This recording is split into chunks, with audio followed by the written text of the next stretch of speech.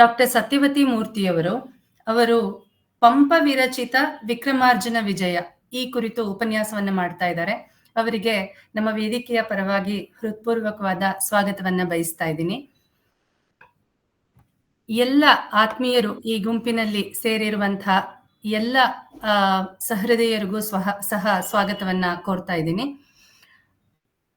ಇವತ್ತಿನ ಕಾರ್ಯಕ್ರಮವನ್ನ ಪ್ರಾರ್ಥನೆಯ ಮೂಲಕ ನಾವು ಪ್ರಾರಂಭ ಮಾಡೋಣ. ಶ್ರೀಮತಿ ಶೋಭಾ ಭಟ್ ಅವರು ಪ್ರಾರ್ಥನೆಯನ್ನ ಮಾಡಬೇಕು ಅಂತ ಕೇಳ್ಕೊಳ್ತೀನಿ. ಎಲ್ರಿಗೂ ನಮಸ್ಕಾರ. ಹರಿಚರಣಕ್ಕೆ ನಾ ಶರಣಾದೆ, ಹರಿಚರಣಕ್ಕೆ ನಾ ಶರಣಾದೆ.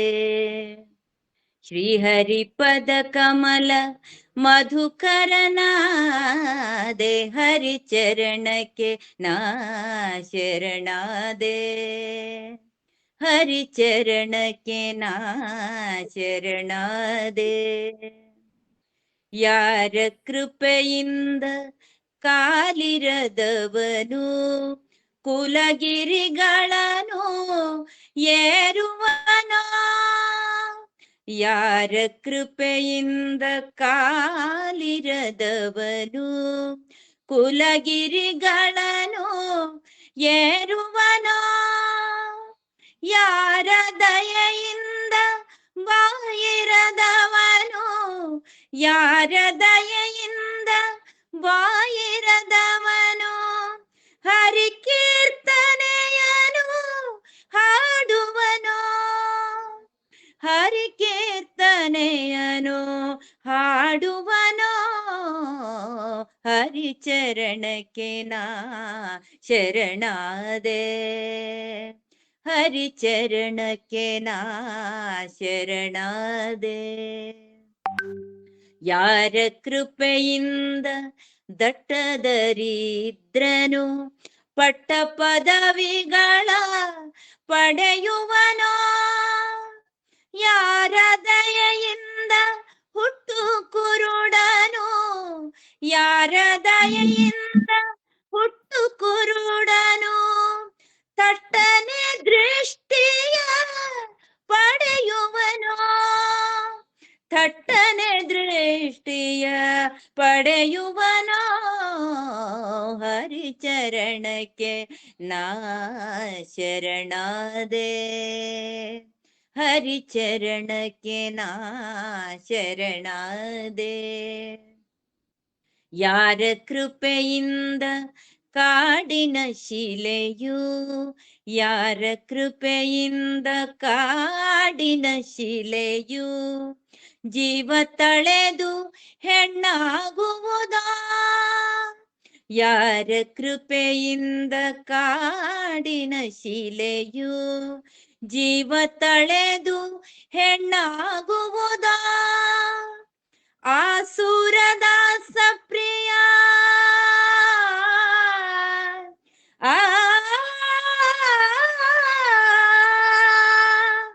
ಆಸುರದಾಸ ಪ್ರಿಯ ಹರಿಯ ಪದ ಕಮಲ ಸ್ಮರಣೆಯಲ್ಲಿ ತತ್ಪರನಾದೆ, ಸ್ಮರಣೆಯಲ್ಲಿ ತತ್ಪರನಾದೆ. ಹರಿಚರಣಕ್ಕೆ ನಾ ಶರಣಾದೆ, ಹರಿಚರಣಕ್ಕೆ ನಾ ಶರಣಾದೆ. ಶ್ರೀಹರಿಪದ ಕಮಲ ಮಧುಕರನಾದೆ, ಶ್ರೀಹರಿಪದ ಕಮಲ ಮಧುಕರನಾದೆ. ಹರಿಚರಣಕ್ಕೆ ನಾ ಶರಣಾದೆ, ಹರಿಚರಣಕ್ಕೆ ನಾ, ಹರಿಚರಣಕ್ಕೆ ನಾ, ಹರಿಚರಣಕ್ಕೆ ನಾ ಶರಣಾದೆ. ಧನ್ಯವಾದ. ಧನ್ಯವಾದಗಳು ಶೋಭಾ ಭಟ್ ಅವರಿಗೆ. ಹರಿಯ ಪಾದ, ಹರಿಯ ಚರಣ ಅನ್ನುವಂತಹ ದೊಡ್ಡ ಶಕ್ತಿಯ ಎದುರು ತಲೆಬಾಗಬೇಕು ಅನ್ನುವಂತಹ ಅದ್ಭುತವಾದ ಸಂದೇಶದೊಂದಿಗೆ ಸೂರದಾಸ ಪ್ರಿಯ ಅಂಕಿತದ ಹಾಡನ್ನ ನೀವು ಅದ್ಭುತವಾಗಿ ಹಾಡಿದ್ರಿ. ತುಂಬಾ ಅರ್ಥವಾದ ಆಗಿತ್ತು. ನಿಮ್ಗೆ ಹೃತ್ಪೂರ್ವಕವಾದ ಧನ್ಯವಾದಗಳು. ಮೇಡಮ್ ನಮಸ್ತೆ. ಇದು ಎಚ್.ಎಸ್. ವೆಂಕಟೇಶ್ ಮೂರ್ತಿ ಅವರ ಕವನ, ಹೇಳಕ್ ಮರ್ತೆ ನಾನು. ಎಚ್.ಎಸ್. ವೆಂಕಟೇಶ್ ಮೂರ್ತಿ ಅವರದ್ದು. ಇತ್ತೀಚೆಗೆ ಧನ್ಯವಾದ ಮೇಡಮ್. ಇವತ್ತು ಅವ್ರ ಕುರಿತುನು ಜಗನ್ನಾಥ್ ಅವರು ಮಾತಾಡೋರಿದ್ದಾರೆ. ಧನ್ಯವಾದಗಳು. ಸಮಾನ ಮನಸ್ಕರು ವಾಟ್ಸ್ಆಪ್ ಗ್ರೂಪಿನ ಬದುಕು ಬದಲಿಸೋಣ ಸಂವಾದ ಈ ಕಾರ್ಯಕ್ರಮ ಪ್ರತಿ ವಾರ, ಪ್ರತಿ ತಿಂಗಳು ಅಥವಾ ಹೇಗೆ ಅನುಕೂಲವಾಗುತ್ತೋ ಹಾಗೆ ಅನೇಕ ವಿಷಯಗಳನ್ನ ಇಟ್ಕೊಂಡು ಕಾರ್ಯಕ್ರಮಗಳನ್ನ ನಡೆಸ್ಕೊಳ್ತಾ ಬಂದಿದೆ. ಕನ್ನಡದ ಸಾಹಿತಿಗಳು, ಕವಿಗಳ ಪರಿಚಯ, ಮತ್ತೆ ಕರ್ನಾಟಕದ ಶ್ರೇಷ್ಠ ವ್ಯಕ್ತಿಗಳು, ಆಯಾಯ ತಿಂಗಳಲ್ಲಿ ಯಾರು ಜನ್ಮ ತಾಳಿರ್ತಾರೆ ಆ ಕವಿಗಳು, ಸಾಹಿತಿಗಳು, ಅವರೆಲ್ಲರೂ ಪರಿಚಯವನ್ನ ಮಾಡ್ಕೊಳ್ತಾ ಬಂದಿರುವಂತಹ ಕಾರ್ಯಕ್ರಮ. ಅದ್ರ ಜೊತೆಗೆ ವಿಭಿನ್ನವಾಗಿ ಅನೇಕ ಪ್ರಯೋಗಗಳನ್ನ ಮಾಡ್ಕೊಳ್ತಾ ಬಂದಿದೆ. ಉಪನ್ಯಾಸಗಳನ್ನ ವಿವಿಧ ವಿಷಯಗಳ ಮೇಲೆ ಮಾಡಿದ್ದಾರೆ. ವೇದಕಾಲೀನ ಜೀವನ, ಜಗಜ್ಯೋತಿ ಬಸವೇಶ್ವರರು, ಜ್ಯೋತಿಷ್ಯ ಶಾಸ್ತ್ರ, ರಾಘವಾಂಕ, ಜನ್ನ ಕವಿಗಳ ಪರಿಚಯ, ಮತ್ತೆ ನಾನು ಹೇಳ್ದ ಹಾಗೇನೆ ಅನೇಕ ಪ್ರಯೋಗಗಳನ್ನ ಮಾಡಿದ್ದಾರೆ ಅಂತ. ಮದುವೆ ಮೊದಲು ನಂತರ ಚರ್ಚೆ, ಈ ತರದ ವಿಷಯಗಳು, ಮತ್ತೆ ಸಿನಿಮಾ ಹಾಡು ಹುಟ್ಟಿದ ಕಥೆ ಅನ್ನುವಂಥ ವಿಷಯಗಳು, ಹೀಗೆ ಅನೇಕ ಪ್ರಯೋಗಗಳನ್ನ ಮಾಡ್ಕೊಳ್ತಾ ಬಂದಿದೆ. ಮತ್ತೆ ಈ ಗುಂಪಿನಲ್ಲಿ ಇರೋರು ಎಲ್ರಿಗೂ ಗೊತ್ತು, ಪ್ರತಿ ದಿನಾನು ಈ ಗುಂಪು ಸದಾ ಲವಲವಿಕೆಯಿಂದ ಕೂಡಿರತ್ತೆ. ಮತ್ತೆ ಅರಿವನ್ನ ಬೆಳೆಸುವಂತಹ ಪಾಠದ ರೀತಿಯಲ್ಲೇನೆ ಭಾಮಿನಿ ಷಟ್ಪದಿ ಇರಬಹುದು ಅಥವಾ ಶಬ್ದಮಣಿ ದರ್ಪಣ ಇರಬಹುದು, ಈ ತರದ ಅನೇಕ ವಿಷಯಗಳನ್ನ ಕುರಿತು ಉಪನ್ಯಾಸಗಳನ್ನ ಏರ್ಪಡಿಸಿ ಅದರ ನಂತರ ಭಾಗವಹಿಸಿದವರು ಸಹ ಭಾಮಿನಿ ಷಟ್ಪದಿಯಲ್ಲಿ ಕವನಗಳನ್ನ ರಚನೆ ಮಾಡಿ ಉಪನ್ಯಾಸಕರಿಗೆ ಕಳಿಸಿ ತಿದ್ದಿಸ್ಕೊಂಡು ಈ ತರದ್ದೆಲ್ಲಾನು ನಡೀತಾ ಇರತ್ತೆ. ನಾ ಹೇಳ್ದ ಹಾಗೇನೆ ತುಂಬಾ ಚಟುವಟಿಕೆಯಿಂದ ಇರುವಂತ ಒಂದು ವಾಟ್ಸ್ಆಪ್ ಗುಂಪು ಇದು. ಇವತ್ತು ಡಾಕ್ಟರ್ ಸತ್ಯವತಿ ಮೂರ್ತಿಯವರು ಮಾತಾಡ್ತಾರೆ. ಅವರ ಪರಿಚಯವನ್ನ ನಾನು ಆಮೇಲೆ ಮಾಡ್ಕೊಡ್ತೀನಿ. ಮೊದಲಿಗೆ ಇತ್ತೀಚೆಗೆ ನಮ್ಮನ್ನ ಅಗಲಿದಂತಹ ಭಾವಗೀತೆಗಳ ಭಾವಕವಿ HSV ಅವರಿಗೆ ನುಡಿ ನಮನವನ್ನ ಅರ್ಪಿಸ್ತಾ ಇದ್ದಾರೆ ಶ್ರೀ JN ಜಗನ್ನಾಥ್ ಅವರು ಮಾತಾಡ್ಬೇಕು ಅಂತ ಕೇಳ್ಕೊಳ್ತೀನಿ. ಜಗನ್ನಾಥ್ ಸರ್. ನಮಸ್ಕಾರ ಮೇಡಮ್. HS ವೆಂಕಟೇಶ್ ಮೂರ್ತಿ ಅವ್ರ ಬಗ್ಗೆ ಮಾತಾಡಕ್ ಒಂದು ಸಂತೋಷ ಆಗತ್ತೆ.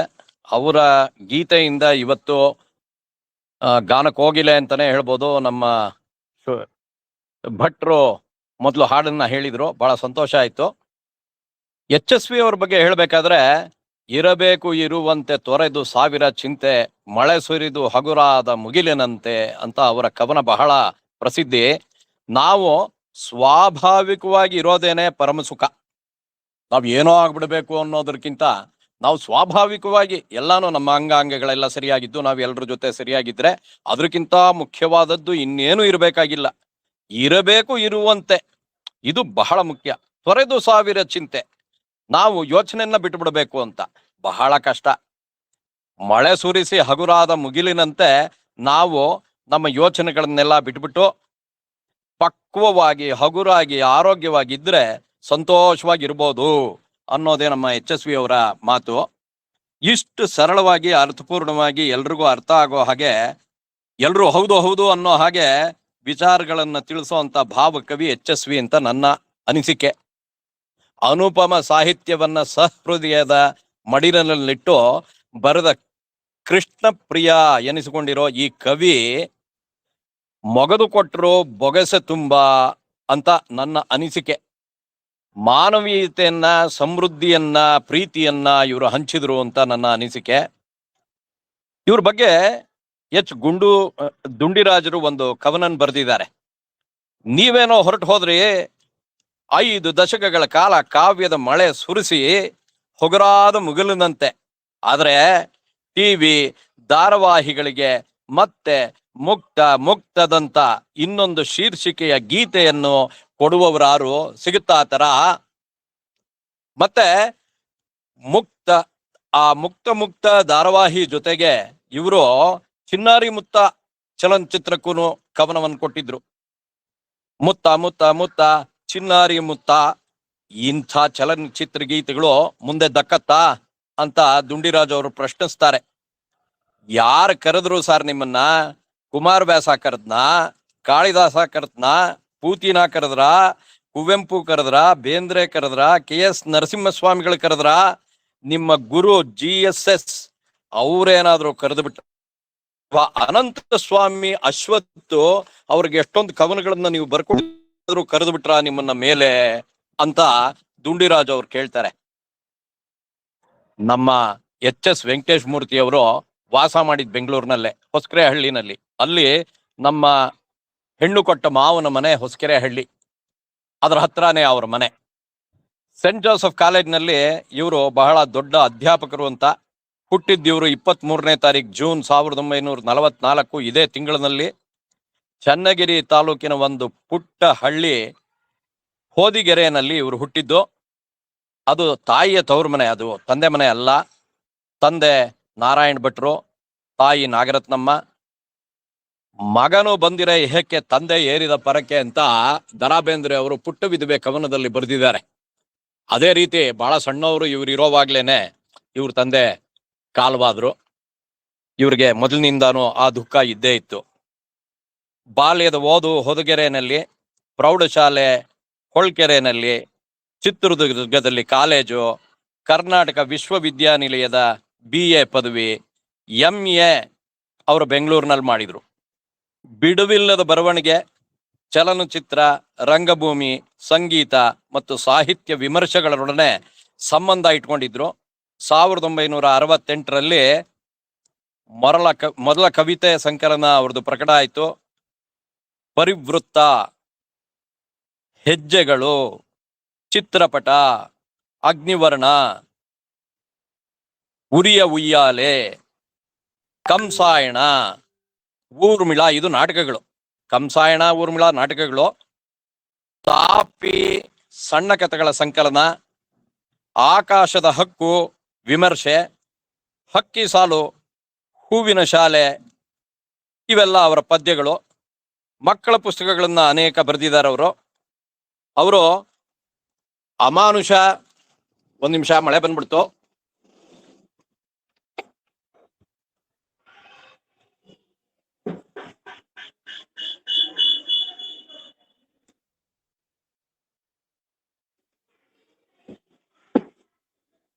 ಇವರು ಬಿಡುವಿಲ್ಲದೆ ಸಾಹಿತ್ಯದಲ್ಲಿ ತೊಡಕೊಂಡ್ಬಿಟ್ಟಿದ್ರು ಅಂತ ನನ್ನ ಅನಿಸಿಕೆ. ಇವರು ಮಕ್ಕಳ ನಾಟಕಗಳಿದೆ. ಸುಣ್ಣದ ಸುತ್ತ, ಅಳಿಲು, ರಾಮಾಯಣ, ಇವೆಲ್ಲ ಅವರ ನಾಟಕಗಳು. ಕರ್ನಾಟಕ ರಾಜ್ಯೋತ್ಸವ ಪ್ರಶಸ್ತಿ ಇವರಿಗೆ ದೊರಕಿದೆ. ಹೂವಿನ ಶಾಲೆ ಸಂಕಲನಕ್ಕೆ ರಾಜ್ಯ ಸಾಹಿತ್ಯ ಅಕಾಡೆಮಿ ಬಹುಮಾನ ಬಂದಿದೆ. ನಾ ತಿಳಿದಿರೋ ಹಾಗೆ ಸಾಹಿತ್ಯದ ಎಲ್ಲ ಪ್ರಕಾರಗಳಲ್ಲೂ ಇವರು ಉತ್ತಮವಾದ ಕೃತಿಗಳನ್ನ ನೀಡಿದ್ದಾರೆ. ಕವನ, ನಾಟಕ, ಅನುವಾದ, ಮಕ್ಕಳ ಕೃತಿ, ಮಹಾಭಾರತ, ರಾಮಾಯಣ, ಯಾವ ರೀತಿ ಅರ್ಥ ಮಾಡ್ಕೊಬೇಕು ರಾಮಾಯಣ ಅಂತಾನೂ ತಿಳಿಸಿದ್ದಾರೆ. ಕಡೆಗೆ ಪೂತಿನ ಬಗ್ಗೆ ನಾಟಕ ಬರೆದಿದ್ದಾರೆ. ಅದನ್ನ ರಾಜಾರಾಮ್ ಅವರು ಪ್ರದರ್ಶನ ನೀಡಲಿದ್ದಾರೆ. ಅವರು ಬರೆಯುವುದು ಕಷ್ಟವಾದಾಗ ಮಗ ಬರೆದು ಕೊಡ್ತಾ ಇದ್ರು. ಇವ್ರು ಹೇಳ್ತಾ ಇದ್ರು, ಮಗ ಬರ್ಕೊಳ್ತಾ ಇದ್ರು.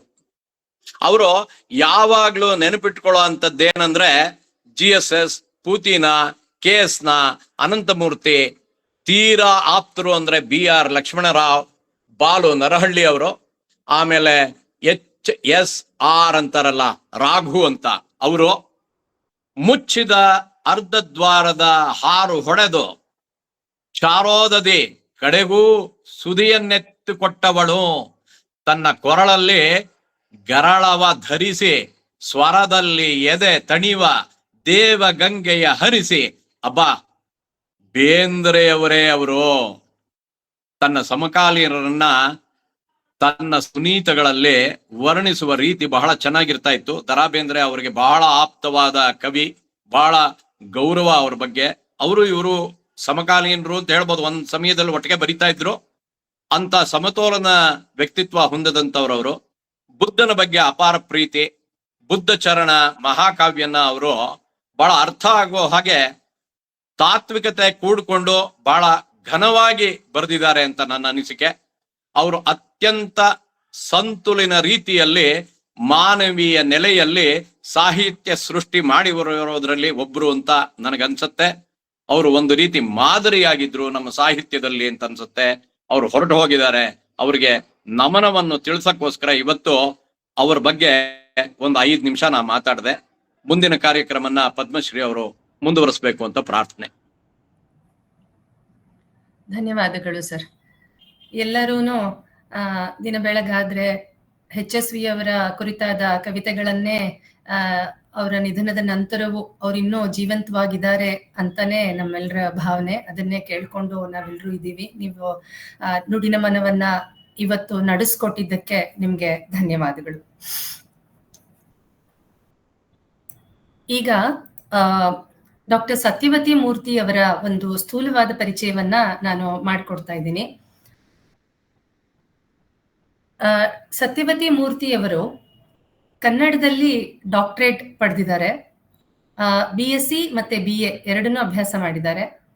ಹಿಂದಿನಲ್ಲಿ ವಿಶಾರದ ಮತ್ತೆ CST ಅಂದ್ರೆ ಕಂಪ್ಯೂಟರ್ ಸಾಫ್ಟ್ವೇರ್ ಟ್ರೈನಿಂಗ್ ಮತ್ತೆ AAT association of accounting technician ಮತ್ತೆ SEMA chartered institute of management accounts ಈ ಎಲ್ಲ ವಿಷಯಗಳಲ್ಲೂ ಸಹ ಈ ಎಲ್ಲದೂ ಅವರ ವಿದ್ಯಾರ್ಹತೆಯಲ್ಲಿ ಸೇರ್ತಾ ಇದೆ. ಅವರು ಒಬ್ಬ ಉಪನ್ಯಾಸಕಿ, ಅಧ್ಯಾಪಕಿ ಮತ್ತೆ ವ್ಯಾಖ್ಯಾನಕಾರ್ತಿ, ಎಲ್ಲದಕ್ಕಿಂತ ಹೆಚ್ಚಾಗಿ ಸಾಂಸ್ಕೃತಿಕ ರಾಯಭಾರಿಯಾಗಿ, ಸಾಹಿತಿಯಾಗಿ, ಕವಿ, ದೂರದರ್ಶನ ಮತ್ತು ಆಕಾಶವಾಣಿ ಕಲಾವಿದೆಯಾಗಿ ವಿವಿಧ ಕ್ಷೇತ್ರಗಳಲ್ಲಿ ಅವರು ಸೇವೆಯನ್ನ ಸಲ್ಲಿಸ್ತಾ ಬಂದಿದ್ದಾರೆ. ಅವರು ಇರೋದು ಯುನೈಟೆಡ್ ಕಿಂಗ್ಡಮ್ ನ ಆಸ್ಟನ್ ಅಂಡರ್ಲೈನ್ ಅಲ್ಲಿ ಇದ್ದಾರೆ. ಯುನೈಟೆಡ್ ಕಿಂಗ್ಡಮ್ ನಲ್ಲಿ ಇದ್ದಾರೆ. ಅವರು ಸುಮಾರು 30 ವರ್ಷಗಳಿಂದ ಅವರು ಕನ್ನಡದ ಸೇವೆಯನ್ನ ಮಾಡ್ತಾ ಇದ್ದಾರೆ. ಸುಮಾರು 22 ವರ್ಷದಿಂದ ಬೆಂಗಳೂರು ಮತ್ತು ಇಂಗ್ಲೆಂಡ್ ನಲ್ಲಿ ಅಧ್ಯಾಪಕಿಯಾಗಿ ಕಾರ್ಯವನ್ನ ನಿರ್ವಹಿಸಿದ್ದಾರೆ. ಅವರ ಸುಮಾರು 17 ಪುಸ್ತಕಗಳು ಇದುವರೆಗೂ ಪ್ರಕಟಣೆಗೊಂಡಿದೆ. ಅವರ ಉಪನ್ಯಾಸಗಳು ಮಧುಗಿರಿ, ಕೋಲಾರ ಸಾಹಿತ್ಯ ಸಮ್ಮೇಳನ, ಕುವೆಂಪು ಭಾಷಾ ಭಾರತಿ ಪ್ರಾಧಿಕಾರ ಈ ಎಲ್ಲಾ ಕಡೆಗಳಲ್ಲಿ ಮತ್ತೆ ಇಂಗ್ಲೆಂಡ್ ನಲ್ಲಿ ಅವರು ಹಲವಾರು ಉಪನ್ಯಾಸಗಳನ್ನ ನೀಡಿದ್ದಾರೆ.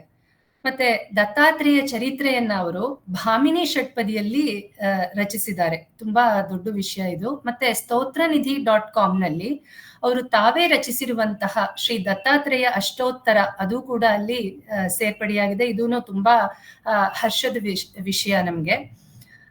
ಅವರನ್ನ ಅರಸ್ಕೊಂಡು ಅನೇಕ ಗೌರವಗಳು, ಪ್ರಶಸ್ತಿಗಳು ಬಂದಿವೆ. ಇತ್ತೀಚೆಗೆ ಆರ್ಯಭಟ ಅಂತಾರಾಷ್ಟ್ರೀಯ ಪ್ರಶಸ್ತಿ ಅವರಿಗೆ ಲಭಿಸಿದೆ.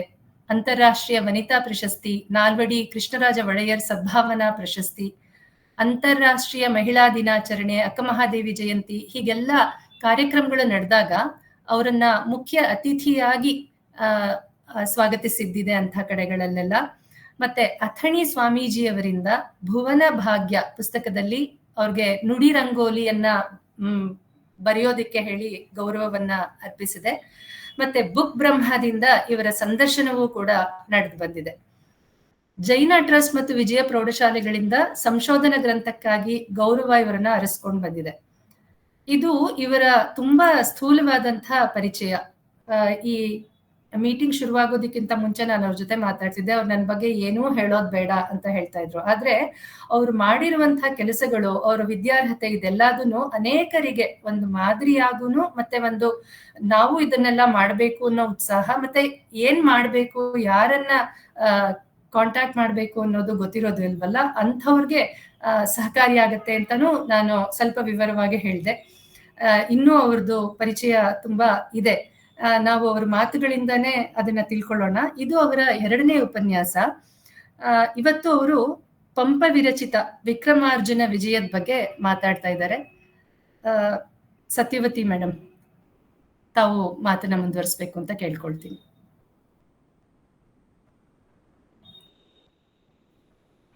ನಮಸ್ಕಾರ ಪದ್ಮಶ್ರೀ ಅವರಿಗೆ.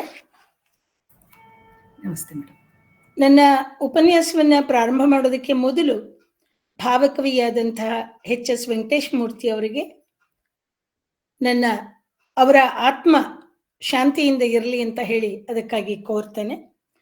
ಇಲ್ಲಿ ಒಂದೇ ಒಂದು ಸಣ್ಣ ವಿಷಯ ಹಂಚಿಕೊಳ್ಳೋದು ಏನು ಅಂತಂದ್ರೆ, ಅವರ ಕೊನೆಗಾಲದಲ್ಲಿ ಪ್ರಾಯಶಃ ನಂದೇ ಇರಬಹುದೇನೋ ಅವರು ಮಾಡಿದ ಆ ಕೆಲಸ ಕೊನೆಯದಿರ್ಬಹುದೇನೋ ಅನ್ಕೋತೀನಿ. ಅವರ ಹುಟ್ಟಿದ ಹಬ್ಬದ ಹಿಂದಿನ ದಿನ ಅಥವಾ ಹುಟ್ಟಿದ ಹಬ್ಬದ ದಿನವೇ ಇರಬೇಕು ಅಂತ ಕಾಣುತ್ತೆ, ನೆನಪಿಲ್ಲ ಸರಿಯಾಗಿ. ನನ್ನ 6 ಪುಸ್ತಕಗಳನ್ನ ಅವರೇ ಬಿಡುಗಡೆ ಮಾಡಿದ್ರು ಬೆಂಗಳೂರಿನಲ್ಲಿ. ಅದೊಂದು ನಿಜವಾಗ್ಲೂ ನನಗೆ ಹೆಮ್ಮೆಯನ್ನು ತರ್ತಕ್ಕಂಥ ವಿಷಯ. ಅಷ್ಟನ್ನ ಹೇಳಿ ಇವತ್ತಿನ ಕಾರ್ಯಕ್ರಮಕ್ಕೆ ಬರೋಣ. ಪರಿತ್ರಾಣಾಯ ಸಾಧೂನಾಂ ವಿನಾಶಾಯ ಚ ದುಷ್ಕೃತಾಂ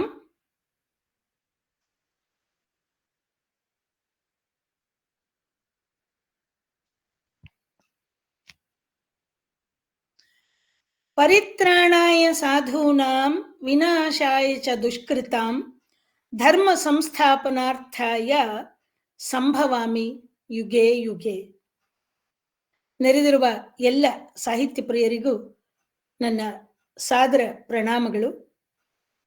ಇದೇ ಕಳೆದ ಮೇ ತಿಂಗಳ 25ನೇ ತಾರೀಕು ನಾನು ಪಂಪ ಮಹಾಕವಿಯ ಯತ್ಕಿಂಚಿತ್ ಪರಿಚಯದ ಜೊತೆಗೆ ಅವನ ಕೃತಿಗಳಲ್ಲಿ ಒಂದಾದ ಆದಿಪುರಾಣದ ಬಗ್ಗೆ ಒಂದು ಪಕ್ಷಿ ನೋಟವನ್ನ ಬೀರಿ ನಿಮಗೆ ಪರಿಚಯವನ್ನು ಮಾಡಿಕೊಟ್ಟಿದ್ದೆ.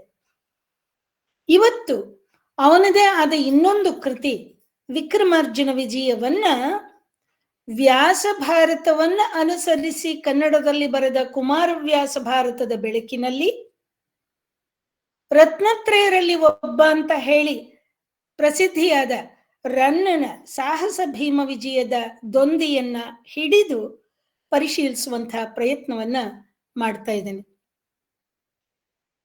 ಪಂಪನ ವಿಕ್ರಮಾರ್ಜುನ ವಿಜಯದ ರಚನೆಗೆ ಪ್ರೇರಕನಾದವನು ದೊರೆ ಅರಿಕೇಸರಿ. ಈತ ನರಸಿಂಹ ಮತ್ತೆ ಜಾಕವಿಯರ ಪುತ್ರ. ಪಂಪನ ಗುಣಾತಿಶಯಗಳು ಅರಿಕೇಸರಿಯನ್ನ ಬಹಳ ಪ್ರಭಾವಿಸಿದವು. ಅದಕ್ಕಾಗಿ ಅವನನ್ನ ತನ್ನ ಆಸ್ಥಾನಕ್ಕೆ ಕರೆಸಿಕೊಂಡು ಅವನಿಗೆ ಬೇಕಾದಷ್ಟು ರೀತಿಯಲ್ಲಿ ಮರ್ಯಾದೆಯನ್ನ ಮಾಡಿ ಒಂದು ಗ್ರಾಮವನ್ನು ಬಳುವಳಿಯಾಗಿಯೂ ಕೊಟ್ಟು ಎಲ್ಲದಕ್ಕಿಂತ ಹೆಚ್ಚಾಗಿ ತನ್ನ ಪಕ್ಕದಲ್ಲಿ ಒಂದು ಆಸನವನ್ನ ಮಾಡಿ ಅಲ್ಲಿ ಅವನು ಕೂತ್ಕೊಳ್ಳೋ ಹಾಗೆ ಮಾಡಿ ಅವನನ್ನು ಗೌರವಿಸಿದ ತನ್ನ ಆತ್ಮೀಯ ಸ್ನೇಹಿತ ಅಂತ ಹೇಳ್ದ.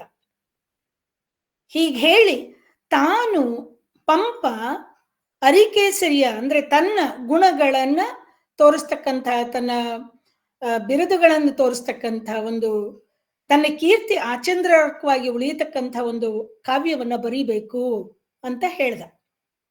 ಆಜ್ಞೆ ಮಾಡ್ದ ಅಂತ ಕೆಲವರು ಹೇಳ್ತಾರೆ. ಆಜ್ಞೆ ಮಾಡ್ದ ಅನ್ನೋದಕ್ಕಿಂತ ಹೇಳ್ದ ಅಥವಾ ವಿನಂತಿಸ್ಕೊಂಡ ಅಂದ್ರೇನೆ ಚೆನ್ನಾಗಿರುತ್ತೆ ಅಂತ ಅನ್ಸತ್ತೆ. ಪಂಪ ಅವನಿಗೂ ಅನ್ನಿಸ್ತು, ಹೌದು ಅರಿಕೇಸರಿಯಲ್ಲಿ ಈ ಗುಣಗಳೆಲ್ಲ ಇದೆ, ಬೇಕಾದಷ್ಟು ಗುಣಗಳಿದೆ, ಆದ್ರಿಂದ ಅವನ ಗುಣಗಳನ್ನ ಸಮೀಕರಿಸ್ತಕ್ಕಂಥ ಒಂದು ಕಾವ್ಯವನ್ನ ಬರೀಬೇಕು ಅಂತ. ಅದಕ್ಕಾಗಿ ಅವನು ಒಂದು ಪಾತ್ರವನ್ನು ಹುಡುಕ್ದ. ಆ ಪಾತ್ರ ಅರ್ಜುನನ ಪಾತ್ರ. ಅರ್ಜುನನ ಗುಣಗಳು ಎಲ್ಲ ರೀತಿಯಲ್ಲೂ ಅರಿಕೇಸರಿಯನ್ನ ಹೊಂದುತ್ತಾ ಇದ್ವು. ಅರಿಕೇಸರಿಯ ಗುಣಗಳು ಬಿರುದಾವಳಿಗಳು ಅರ್ಜುನನನ್ನ ಹೊಂದುತ್ತಾ ಇದ್ವು. ಹೀಗಾಗಿ ಅವನು ಪಂಪ ಅರಿಕೇಸರಿಯನ್ನ ಹೊಗಳೋದಕ್ಕೋಸ್ಕರವಾಗಿ ವಿಕ್ರಮಾರ್ಜುನ ವಿಜಯವನ್ನ ಬರೆದ. ಈ ಮೊದಲೇ ನಾವು ಹಿಂದಿನ ಇದರಲ್ಲೇ ಹೇಳಿದ ಹಾಗೆ 3 ತಿಂಗಳಲ್ಲಿ ಆದಿಪುರಾಣವನ್ನ ಬರೆದು 6 ತಿಂಗಳಲ್ಲಿ ವಿಕ್ರಮಾರ್ಜುನ ವಿಜಯವನ್ನ ಬರೆದು ಮುಗಿಸ್ತ. ಪಂಪ ಬರೀ ಕವಿನೇ ಆಗಿರ್ಲಿಲ್ಲ, ಕಲಿನೂ ಆಗಿದ್ದ, ಯುದ್ಧದಲ್ಲೂ ಭಾಗವಹಿಸ್ತಾ ಇದ್ದ. ಹಾಗಾಗಿ ಅಲ್ಲಿ ಶೌರ್ಯ ಪ್ರತಾಪಗಳನ್ನ ತಾನು ತೋರಿಸೋದರ ಜೊತೆಗೆ ಅರಿಕೇಸರಿಯ ಶೌರ್ಯವನ್ನ ತಾನೇ ಪ್ರತ್ಯಕ್ಷವಾಗಿ ನೋಡ್ತಕ್ಕಂತಹ ಅವಕಾಶ ಅವನಿಗೆ ಸಿಕ್ಕಿದ್ರಿಂದ ಅವನಿಗೆ ಇನ್ನೂ ಹೆಚ್ಚು ಸುಲಭವಾಯಿತು ವಿಕ್ರಮಾರ್ಜುನ ವಿಜಯದ ಕಾವ್ಯವನ್ನ ರಚನೆ ಮಾಡೋದಕ್ಕೆ. ಸಾಮಂತ ಚೂಡಾಮಣಿ ಅಂತಾನೆ ಪ್ರಸಿದ್ಧನಾಗಿದ್ದ ಅರಿಕೇಸರಿ ಪಂಚಮಹಾಶಬ್ದಗಳ ಮೊದಲಾದ ರಾಜ ಚಿಹ್ನೆಗಳನ್ನ, ಪ್ರಿಯಗಳ, ಗುಣಾರ್ಣವ ಅಂತಕ್ಕಂಥ ಬಿರುದುಗಳನ್ನ ಹೊಂದಿದ್ದ. ಅದಕ್ಕೆ ಅವನು ಪಂಪನನ್ನ ತನ್ನ ಸ್ನೇಹಿತನನ್ನಾಗಿ ಮಾಡಿಕೊಂಡ ತಕ್ಷಣ ಅವನಿಗೆ ಕವಿತಾ ಗುಣಾರ್ಣವ ಅಂತಕ್ಕಂಥ ಬಿರುದನ್ನ ಕೊಟ್ಟು ಗೌರವಿಸ್ತ. ಇದಲ್ಲದೇನೆ ಅವನಿಗೆ ಸುಕವಿ ಮಾನಸೋತ್ತಮ, ಹಂಸ, ಸಂಸಾರ ಸಾರೋದಯ, ಸರಸ್ವತಿ ಮಣಿಹಾರ ಇತ್ಯಾದಿ ಬಿರುದುಗಳೂ ಇದ್ದುವು. ಪುರಾಣ ಕವಿ ಇದೂ ಇದ್ವು. ಆದರೆ ಈ ಎಲ್ಲ ಬಿರುದುಗಳಿಗಿಂತ ಅವನಿಗೆ ಕವಿತಾ ಗುಣಾರ್ಣವ ಬಿರುದೇನೆ ಬಹಳ ಪ್ರಿಯವಾಗಿತ್ತು ಅಂತಕ್ಕಂಥದ್ ಮಾತು ಆಗಾಗ್ಗೆ ಬರುತ್ತೆ ಕಾವ್ಯದಲ್ಲಿ. ವ್ಯಾಸ ಭಾರತ ಸುಮಾರು 1,00,000 ಶ್ಲೋಕಕ್ಕೂ ಮಿಕ್ಕಿದ ಕಾವ್ಯ. ಅಷ್ಟು ದೊಡ್ಡ ಕಾವ್ಯವನ್ನ ಸಂಗ್ರಹಿಸಿ ಕನ್ನಡದಲ್ಲಿ ಬರೆದು ಕೊಡಬೇಕು ಅನ್ನೋದು ಅಷ್ಟು ಸುಲಭದ ಕೆಲಸ ಅಲ್ಲ. ಆದ್ರೆ ಪಂಪ ಕತೆ ಪಿರಿದಾದೊಡಂ ಕತೆಯ ಮೈಗೆಡಲೀಯದೆ, ಅದರ ಮುಖ್ಯವಾದ ಯಾವುದು ಓಟ ಇದೆಯೋ, ಓಘ ಇದೆಯೋ ಅದನ್ನ ತಪ್ಪಿಸ್ತೇನೆ, ಅದು ಸಂಪೂರ್ಣವಾಗಿ ಕನ್ನಡದಲ್ಲಿ ಬರೋ ಹಾಗೆ ಮಾಡಿ, ಅಲ್ಲಲ್ಲಿ ಉಪಕಥೆಗಳನ್ನ ಕೆಲವನ್ನ ಬಿಟ್ಟಿದ್ದಾನೆ, ಕೆಲವು ಬದಲಾವಣೆಗಳನ್ನ ತಂದ್ಕೊಂಡಿದ್ದಾನೆ. ಇದೆಲ್ಲ ಮಾಡಿಯೂ ಸಹ ಬಹಳ ಸುಂದರವಾಗಿ ಕನ್ನಡದಲ್ಲಿ ಮೊಟ್ಟ ಮೊದಲ ಬಾರಿಗೆ ಮಹಾಭಾರತದ ಕಥೆಯನ್ನ ಬರೆದುಕೊಟ್ಟ, ವಿಕ್ರಮಾರ್ಜುನ ಅನ್ನೋ ಹೆಸರಿನಲ್ಲಿ. ಅದಕ್ಕೆ ಪಂಪ ಆದಿಕವಿ. ಪಂಪ ತನ್ನ ಕಾವ್ಯದುದ್ದಕ್ಕೂ ಅರಕೇಸರಿಯನ್ನ ಹೊಗಳ್ತಾನೆ ಬಂದಿದ್ದಾನೆ. ಅಷ್ಟೇಕೆ ಅವನ ನಾಂದಿ ಪದ್ಯಗಳಿದೆಯಲ್ಲ, 4 ನಾಂದಿ ಪದ್ಯಗಳನ್ನ ಬರೆದಿದ್ದಾನೆ. ಮೊದಲನೇದು ನಾರಾಯಣ, ಈಶ್ವರ, ಸೂರ್ಯ ಮತ್ತೆ ಮನ್ಮಥ. ಈ 4 ಜನರನ್ನ ಪ್ರಾರ್ಥನೆ ಮಾಡ್ತಾ ಮಾಡ್ತಾ ಕೊನೆಯ ಸಾಲಿಗೆ ಬರೋ ಅಷ್ಟೊತ್ತಿಗೆ ಇವೆಲ್ಲರನ್ನ ಮೀರಿದವನು ಅರಕೇಸರಿ ಅಂತಕ್ಕಂಥ ಭಾವವನ್ನು ತಂದು ಅವನು ನಮಗೆ ಮಂಗಳವನ್ನು ಉಂಟು ಮಾಡ್ಲಿ ಅಂತ ಹೇಳ್ತಾನೆ. ಆದ್ರೆ ಇದೇ ಪಂಪ ಸರಸ್ವತಿಯನ್ನ ಪ್ರಾರ್ಥನೆ ಮಾಡುವಾಗ ಹೇಳ್ತಾನೆ, ಆ ಸರಸ್ವತಿ ನಮ್ಮ ಅರಕೇಸರಿಗೆ ಒಳ್ಳೆ ಬುದ್ಧಿಯನ್ನ ಕೊಡಲಿ ಅಂತ. ಅದು ಯಾವ ರೀತಿಯ ಒಳ್ಳೆ ಬುದ್ಧಿ, ಅದು ಯಾತಕ್ಕೆ ಅನ್ನೋದು ಅದನ್ನ ಆಳವಾಗಿ ಅಭ್ಯಾಸ ಮಾಡಿದಾಗ ಮಾತ್ರ ಪ್ರಾಯಶಃ ತಿಳಿದು ಬರುತ್ತೆ. ಮೊದಲೇ ಹೇಳಿದಾಗೆ ಪಂಪ ತನ್ನ ಕಾವ್ಯಕ್ಕೆ ವಿಕ್ರಮಾರ್ಜುನ ಅಂತಾನೆ ಹೆಸರಿಟ್ಟ. ಕೊನೆಯಲ್ಲಿ ಅರ್ಜುನನಿಗೆ ಪಟ್ಟ ಕಟ್ಟ. ಇಷ್ಟಾದ್ರೂ ಪಂಪನಿಗೆ ಅರಕೇಸರಿ ಮೇಲಿದ್ದ ಆ ಭಕ್ತಿ ಇದೆಯಲ್ಲ, ಒಮ್ಮೊಮ್ಮೆ ವಿಪರೀತ ಅನ್ನಿಸುವಂತಹ ಸಂದರ್ಭಗಳಿದೆ. ಅವೇ ಭಾರತದ ಉದ್ದಕ್ಕೂ ಇಲ್ಲದೆ ಇರೋದ್ರಿಂದ ಅದೊಂದು ಸಮಾಧಾನದ ಮಾತಾಗಿದೆ ಅಷ್ಟೆ. ಈಗಾಗಲೇ ಹೇಳಿದ್ನಲ್ಲ, ಪ್ರತಿಯೊಂದು ಪದ್ಯದ ಕೊನೆಯಲ್ಲೂ ಅರಕೇಸರಿಯನ್ನ ಅಲ್ಲಿ ತಂದು ಅವನ ಗುಣಗಳನ್ನ ಹೇಳಿಯೇ ಹೇಳ್ತಾನೆ. ಅದರ ಜೊತೆಗೆ ನಾಮಕರಣ ಮಹೋತ್ಸವದಲ್ಲಿ ಸುಮಾರು ಅರ್ಜುನನ ಪ್ರತಾಪವನ್ನ ಹೇಳೋದಿಕ್ಕೆ, ಅರ್ಜುನನ ಹುಟ್ಟನ್ನ ಹೇಳೋದಿಕ್ಕೆ ಅಷ್ಟೋತ್ತರ ನಾಮಗಳನ್ನ ಹೇಳೋದು, ಮತ್ತೆ ಕೃಷ್ಣ ಅರ್ಜುನನ ಶೌರ್ಯವನ್ನು ವರ್ಣಿಸುವಂತಹ ಸಂದರ್ಭದಲ್ಲಿ ಅರಕೇಸರಿಯ ವೈಯಕ್ತಿಕ ವಿಚಾರಗಳನ್ನ ತರೋದು, ಇವೆಲ್ಲ ಸ್ವಲ್ಪ ಮಹಾಭಾರತದ ಕಥೆಗೆ ಆಭಾಸ ಅನ್ಸುತ್ತೆ. ಆದ್ರೆ ಇದು ತನ್ನನ್ನ ಆಳಿದಾತನಿಗೆ ತಾನು ತೋರಿಸ್ತಾ ಇದ್ದ ಗೌರವ ಅಂತ ಪಂಪ ಮಾಡಿದ್ರಿಂದ ಅದನ್ನ ಹಾಗೆ ನಾವು ಬಿಟ್ಟು ಬಿಡಬಹುದು, ಬಹಳ ಗಂಭೀರವಾಗಿ ತೆಗೆದುಕೊಳ್ಳದೇನೆ ಬಿಡ್ತಕ್ಕಂಥದ್ದು. ಇವನು ಹೇಗೆ ಅರಕೇಸರಿಯನ್ನ ಸಮೀಕರಿಸಿ ಅರ್ಜುನನನ್ನ ವೀರನ ನಾಯಕನನ್ನಾಗಿಟ್ಕೊಂಡು ವಿಕ್ರಮಾರ್ಜುನ ವಿಜಯವನ್ನ ಬರೆದು ಕೊನೆಯಲ್ಲಿ ಅರ್ಜುನನಿಗೆ ಪಟ್ಟ ಕಟ್ಟಿದ. ಹಾಗೆಯೇ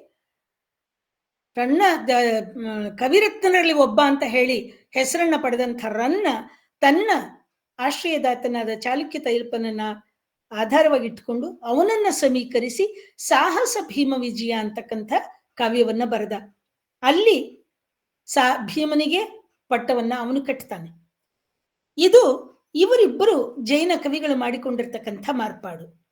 ನಮ್ಮ ವ್ಯಾಸ ಭಾರತವನ್ನ ಅನುಸರಿಸಿ ಬಂದಿದ್ದರಿಂದ ಅದರಲ್ಲಿ ಅವನಿಗೆ ಧರ್ಮರಾಯನಿಗೆ ಪಟ್ಟ, ಪಾಂಡವರಲ್ಲಿ ಅಗ್ರಜ, ಆದ್ದರಿಂದ ಅವನಿಗೆ ಪಟ್ಟವಾಗುತ್ತೆ.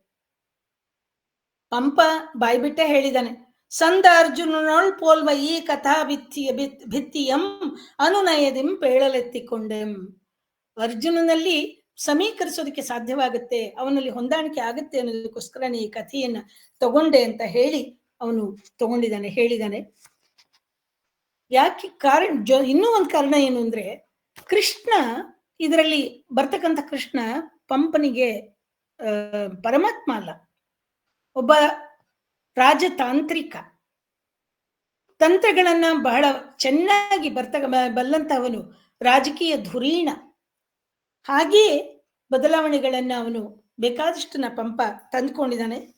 ಕೆಲವು ಸಾರಿ ಬಹಳ ಚೆನ್ನಾಗಿದೆ ಈ ತಂದಿರ್ತಕ್ಕಂಥ ಬದಲಾವಣೆಗಳು ಅನ್ಸಿದ್ರೆ, ಮತ್ತೆ ಕೆಲವೊಂದ್ ಸಾರಿ ಅಯ್ಯಯ್ಯೋ ಇದಿಲ್ದೆ ಇದ್ದಿದ್ರೆ ಚೆನ್ನಾಗಿತ್ತೇನೋ, ಅದೇ ಚೆನ್ನಾಗಿದೆ ಅನ್ನೋ ಹಾಗೂ ಇರುತ್ತೆ.